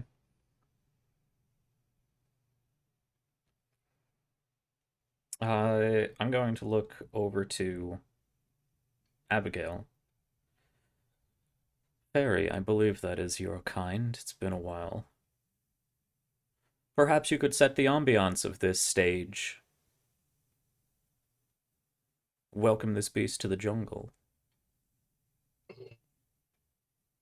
I believe your powers have a bit more manipulation over the natural world than mine.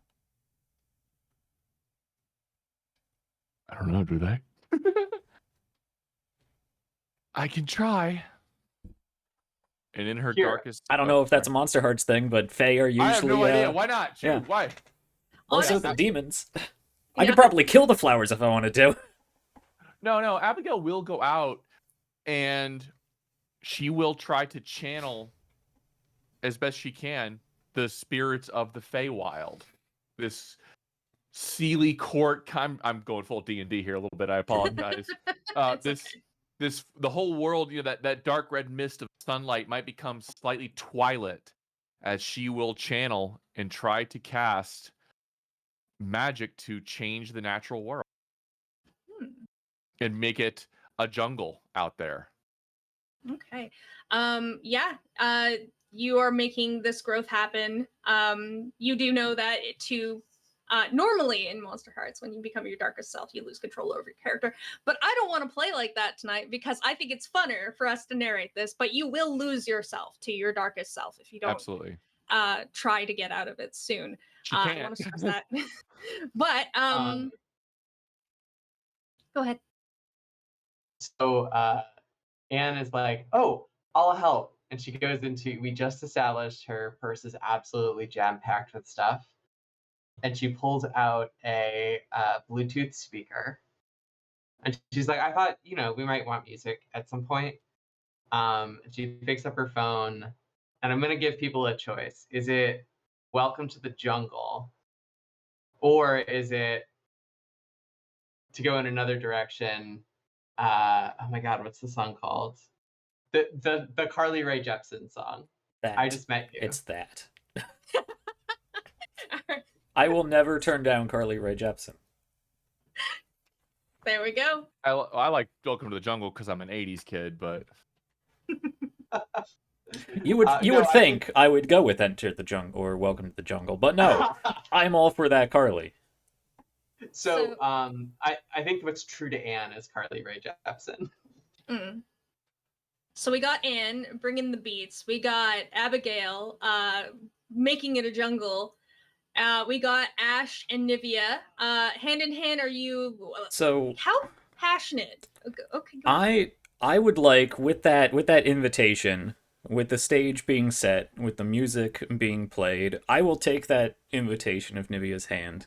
I am dressed for this. I look great. I am wearing practical footwear, and I am going. Abigail's outfit's changed too. She has regular shoes. They're like They're almost like glass slippers. Yep. I will take one long, confident step forward. I assume we were like at the base of whatever building we were running to, like the admin building or something. I'm going to take one confident stride forward, sort of leading Nivea if she will come with me.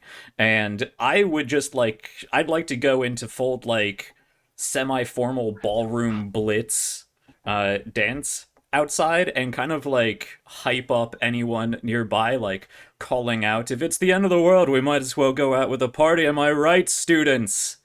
Am I right? I would like, this is probably way more than the scope of what this game has intended. I would like to turn everyone on.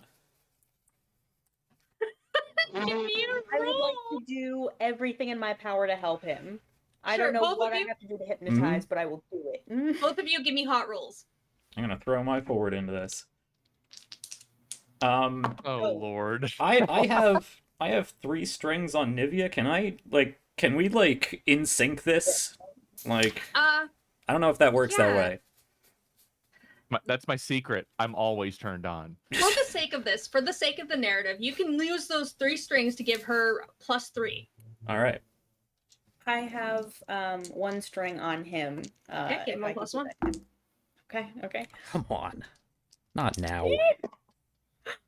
I like to imagine the complete emptying of these strings is like a total understanding of each other. Like no longer do you hold anything over each other's heads. It's just kind of like... I got a 7. Okay. 7 total with the +1? 4 plus 3. +1 from Nivea, +1 from Hot, +1 from my forward. Okay, there you go. That's 10. What was your results there, Nivea? I forgot I have a +2 to Hot, so that's even... In the words of Jack, I rolled a boxcar. So that's a 12 plus the 3 from him plus 2 of my own Hot. So that's a 17. As always, I will start the show, but I'm here for Nivea. By your powers combined, you turn on the whole school. Everyone breaks into dance. The Bat God begins to sway along with the school as they dance. And it begins to kind of recede back into the sinkhole that was created, slowly going deeper down. And that's when Nolan jumps out of nowhere and goes, "Rah!" and leaps on its face and is punching him as the Bat God continues to recede into the depths, taking Nolan with him. The sweet sounds of Carly Rae Jepsen ring out behind it all. The whole school working together to put this big bad bat god to rest. What are we rocking out to?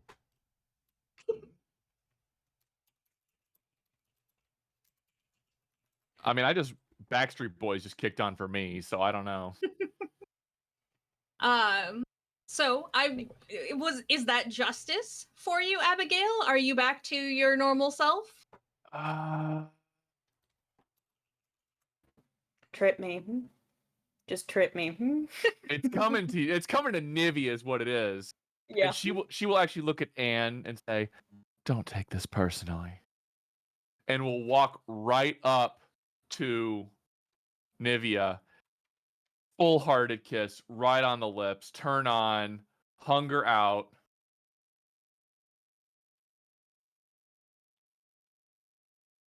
Do you want to give her a roll for this? I will. Oh my god. 14. Jeez. So, if it's okay with you, the two of you meet lips in this embrace. What is the result of that? Unless something really happens, as the kiss is going on, Abigail's form will shift back. Oh. Everything. As Oh, go we ahead. pull away, I'm super dazed. I cannot fight a 14. I refuse to fight a 14. The dice have spoken. Like this was even like I had thrown you back in a twirl. I was Yes. about to bring you in for my big finish, and she And steps then in. Abigail rolls right in. I'll just super dazed, like mouth a little open, look between Abigail and Ash and go, Abigail's three's back. not- All right. maybe three's not too complicated. Or 4. Going back to that. But 4 works too. Yeah. No, just glazed over. Like, I think I've hypnotized myself a little here. Mental reset. Wow. What a finale. So the big bad bat god has receded. The apocalypse has ended. People have been spared, except for the people who have died, because there were a couple people that died. We're not going to talk about them. That's not what we're focusing on tonight. Orientation Day continues as planned. And in the next few weeks, when you go to school, there will be an article about what had happened in the Head of the Gossip, detailing how the school broke out in a sexy dance led by the 4 freshmen. And together, these cool freshmen save the world. Abigail's dance was probably the entire time, not gonna lie, the dance from Final Fantasy XIV, the meme dance. Goodness. But yeah, I'm going to take this moment to thank all of you for playing. I had a lot of fun. I've never been a master of ceremonies for Monsterhearts 2 before, but it was quite delightful. Thank you so much. If you want to, let's start with Beth. Tell people about yourself, where they can find you. Oh, I had such a wonderful time first and foremost, Zoe. Thank you. I don't get the opportunity to play many games, let alone unique and different ones like Monsterhearts 2. That was a lot of fun. If you're interested in finding me again, you can find me at DM Opal on Twitter. I am relatively active on that, for good or for worse, depending on who you are. If you really like what I do here, you might find me on Component Cast on Monday afternoon, Eastern Standard Time, where I play Ruby, the passionate fire sorceress of the Elendor Chronicle. Or if you're really liking me, you might find me on Roll20 or other tabletop role-playing systems as a professional DM. Excellent. Let's move on to D. One more time, tell us about you and where we can find your excellent self. Yeah, hey, thank you so much. Always down to play Monsterhearts. Everybody should ping me at any time if they want to talk about Monsterhearts or play Monsterhearts. It really is my G-O- GOAT. I hope that's not offensive. Um, and yeah, you can find me on Twitter at DoraD_. You can find some of my games at dcity.itch.io. And we have a Kickstarter going on right now for Alchemy is a really cool game. You can actually see an interview on People's Ascension from last week. And you can check us out on Kickstarter, which is linked on my Twitter. All right, and now we have Haley. Tell us about yourself. Remind the audience. Yes. First, thank you so much for this. This was wonderful. So you did great. I had so much fun. You're all so fun to work with. Um, and thank you again, Jack, for hosting all of these things. You're doing fantastic. I am having the time of my life around here. But yes, hey, howdy, hi, I am Haley. You can find me at Haley Ann on Twitter. That is my personal, where I scream mostly about TTRPGs, and now I'll be screaming about more of these games because this week has just been a week of me learning 3 new games, and it's been fantastic. But if you want to see me play more and consistently, you can find me on the cast of Another Bad Side Quest. That is Another BS Quest on Twitter, or you can see us stream every Tuesday at 6:30 at Another Bad Side Quest. But yeah. Excellent. I am Zoe Trooper. You can find me on Twitter as at Zoe Trooper. I am a frequent face, it seems, at the People's Ascensions now. I'm going to throw it to Jack here so that he can kind of close us out with some more mentions about charity. Oh boy. No, this game was great, but man did it hurt my soul. Oh. Ash wanted one thing. He wanted one good, real meaningful moment with Nivea. No. No, of course that was stolen. Of course. Oh, That's how Fae this work, my this man. hurts. This hurts Jack in a If it very makes you in a Oh. very real better, nostalgic Nivea was looking punch in the forward feels to gut. you. Anyway. They do say in Monsterhearts 2 that, you know, decompressing after Oh. the game, talking to each other is that My God. important so that you can We'll work need out it. those feels. I So had we're I had here the for whole you. thing in my head. We had Carly Rae Jepsen going. That Kiss was playing. We were finishing with that, and I was all ready. And of course, anyway. Thank you for watching our show. Vengeance. Thank you for watching our show. It was a great time. Yeah, we have a giveaway to do. I should mention. I'm gonna let that ride for just a few moments as I remind you, just type Doom in the chat. Case does not matter. DOOM. Don't string it out with too many O's. It is just Doom. We have a couple people who dropped in, but you know, the more the merrier. We have some cool prizes that we're going to draw from. I'll talk about more of that in a few minutes when I tell Nightbot to do that. But yes, this fantastic show and all of these fantastic people are brought to you by this month of One-Shots charity drive for reproductive rights and abortion access. We are in support of the National Abortion Federation and the Center for Reproductive Rights. That is where all of these donations are going. We had some really nice donations tonight. We hit our $250 goal. Of course, that continues. We have plenty of giveaways. We have plenty of shows coming up and plenty of ways to increase the mayhem and the narrative tension and all that going forward. So keep those donations coming. Keep those announcements. Go out and tell people. Go onto Twitter, talk about it, retweet us, go on to Discords, various TTRPG Discords. Stick your head out the window and shout about it into the actual void that is the world. Whatever you need to do, bring more people in, if only to donate. The link is out there on the Twitter, on the Discord. So even if you can't catch the game, even if people are not interested in catching the game, I would just love to be able to send a big fat check to both of these organizations because it's something I really believe in. It's very important right now. But here I am going off on a rant again. What am I supposed to be doing? Closing out the show? Is that what we're doing? Are we done here? Yeah, no, I'm all flustered like a college kid. Like, man, this drew me back. Thank you so much. If you want to find more of what we are doing here, I thought I had a game Sunday, but I think that has changed in everything else that I have been doing, and of course I'm the last to find out. But that is fine, because we will be back next, if not this Sunday, and I might be able to do something about that. We'll see. We will at least be back next week for our Wednesday and Thursday games, which are on Wednesday the 20th, Holdfast Station by Mo. You can go talk to him in our Discord. He's a great guy. That is a sort of blue-collar survival on an asteroid in space. As a sci-fi buff, that sounds amazing to me. Amazing. Yes.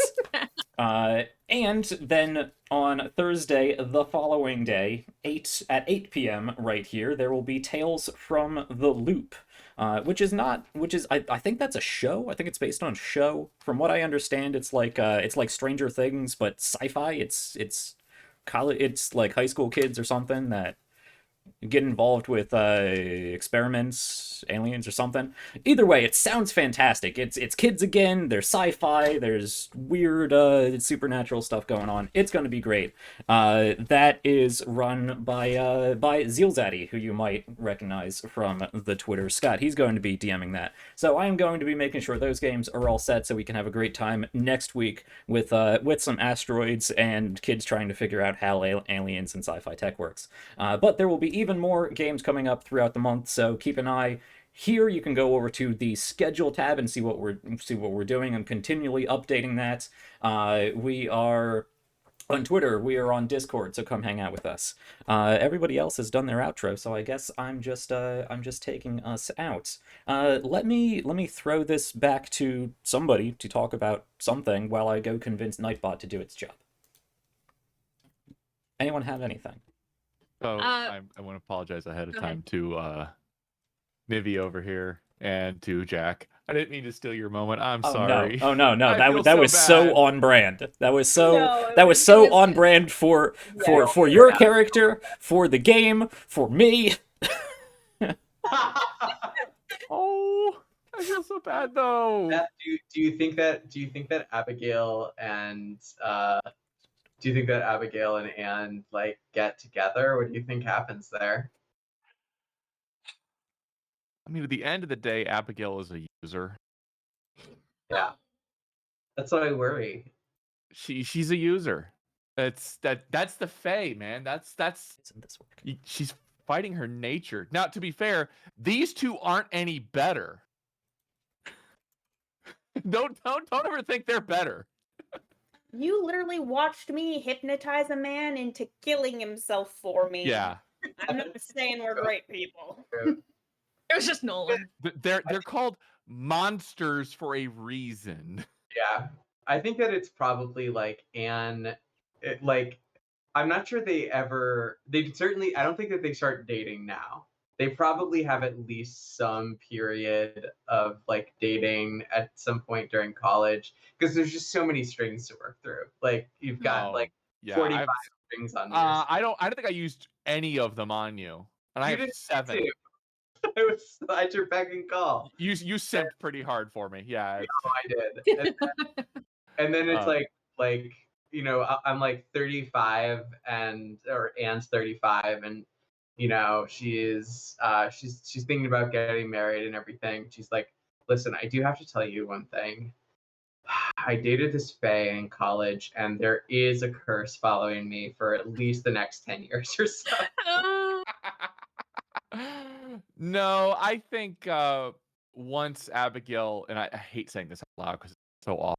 Once Abigail gets bored, Anne's gone, and the moment Adelinda graduates, Anne would be part of the clique because she would probably go from Fae to Queen, Fae Queen even. And when Adelinda graduates, kid.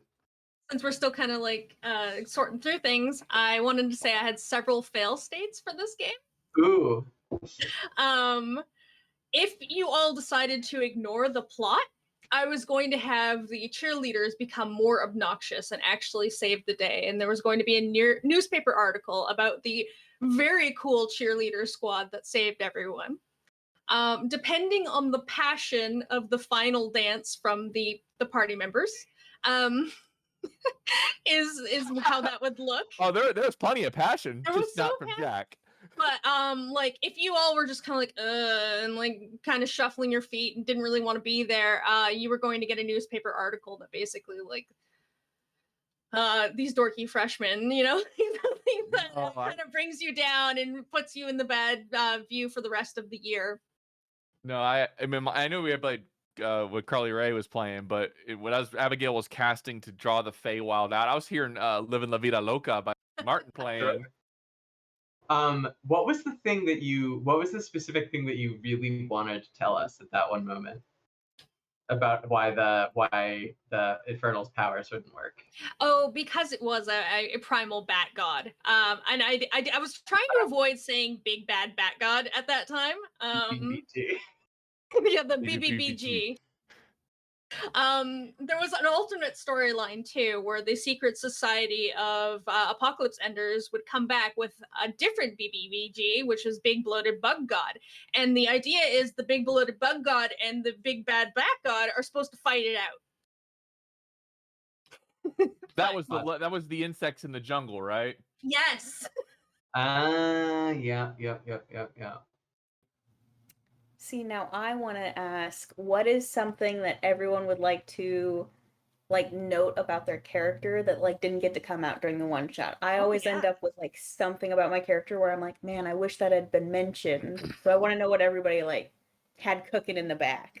Everybody, you got a hint of it when they met Adelinda, but much how Anne reacts to Abigail reacts to Adelinda.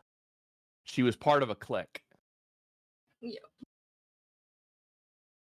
Yeah, I had plans for Adelinda. She was kind of a minor character though, but I think it was fun for the brief little show up she had there.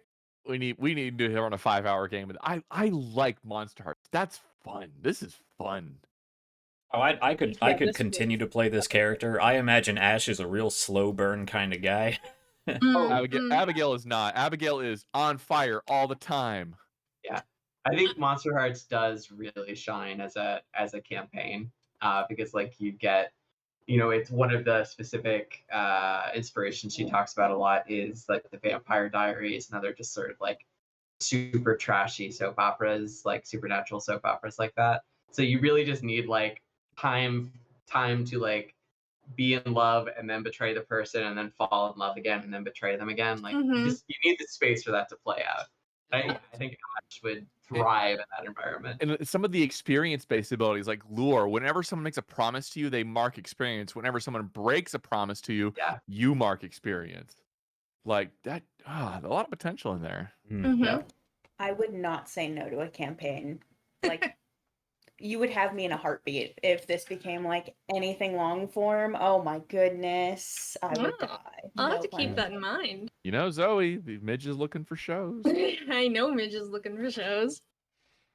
I guess I don't know. I worry a lot about the content of Monsterhearts, but I think the way we did it was really good. I love the way we all handled it. There were a couple scenes that I wanted to make a little more risque and went, let's keep it PG-13. Yeah. We also got pretty like emotionally real. Like, oh sure, there was like, I mean, a pretty serious dynamic between the two, between Anne and Abigail. Don't take your simp for granted. Oh, it's unethical. She's a user. She can't help but do that. That's the sad part about it. Maybe if this was long term, maybe you could change the personality a little bit over time, but that's not in a one shot. Yeah, and a lot of nuance. I see your thinking face on, Jack. Who won? Can we announce the winner? What did they get? Yes, we have. Our winner is the Midnight Tavern, who coincidentally is also one of our giveaway suppliers. So I'll make sure you don't win your own giveaway entry. So I already know how to contact you, so I will be in contact with you, and we'll go through the grab bag of cool prizes that you can win.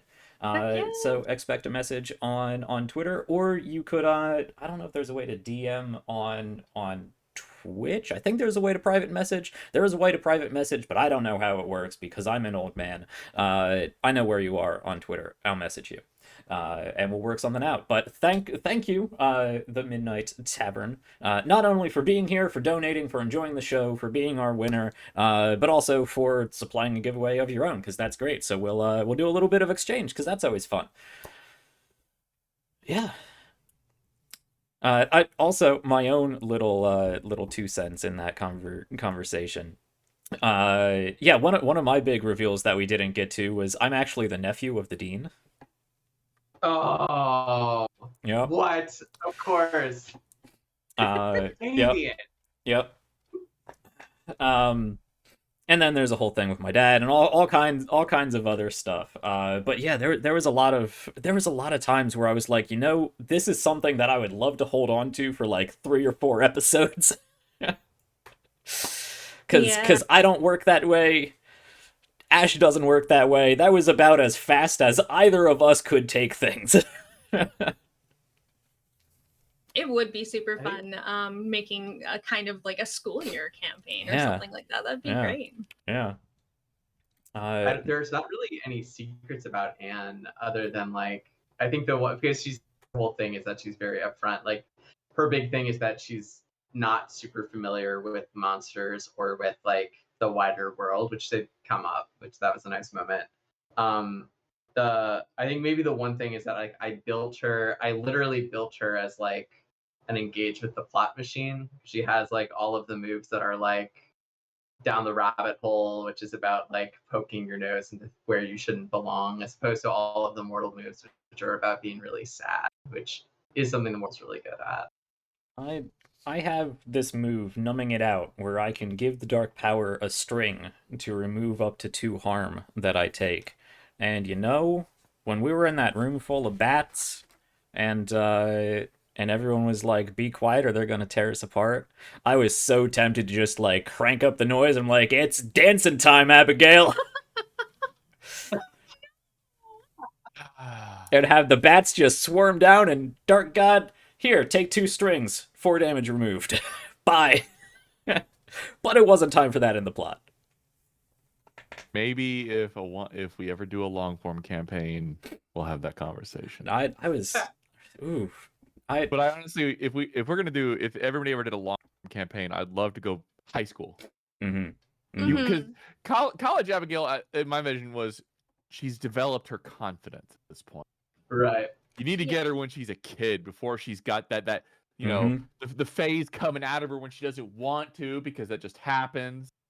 I think like high school is all for puberty kind of a thing. Yeah. I think also high school is a good place for that naivete. You're kind of together in college. I don't want to say you're 100% together because I wasn't 100% together, but things aren't as crazy. I was definitely a lot more sociable in college than I was in high school. But yeah, I was definitely more together and more functional in high school than college, actually. No, I was the reverse. I was a mess in high school.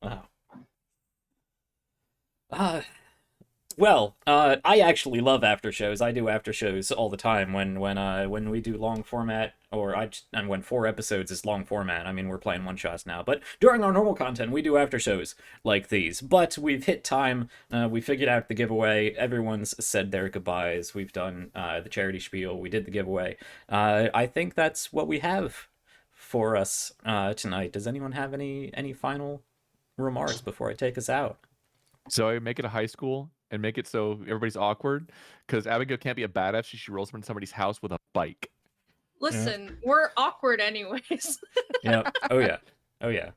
No, There's no fight I in just that. want to toss in, stay tuned at the People's Ascension, watch the schedule, show up to more charity, enjoy what we're doing, and help a good cause.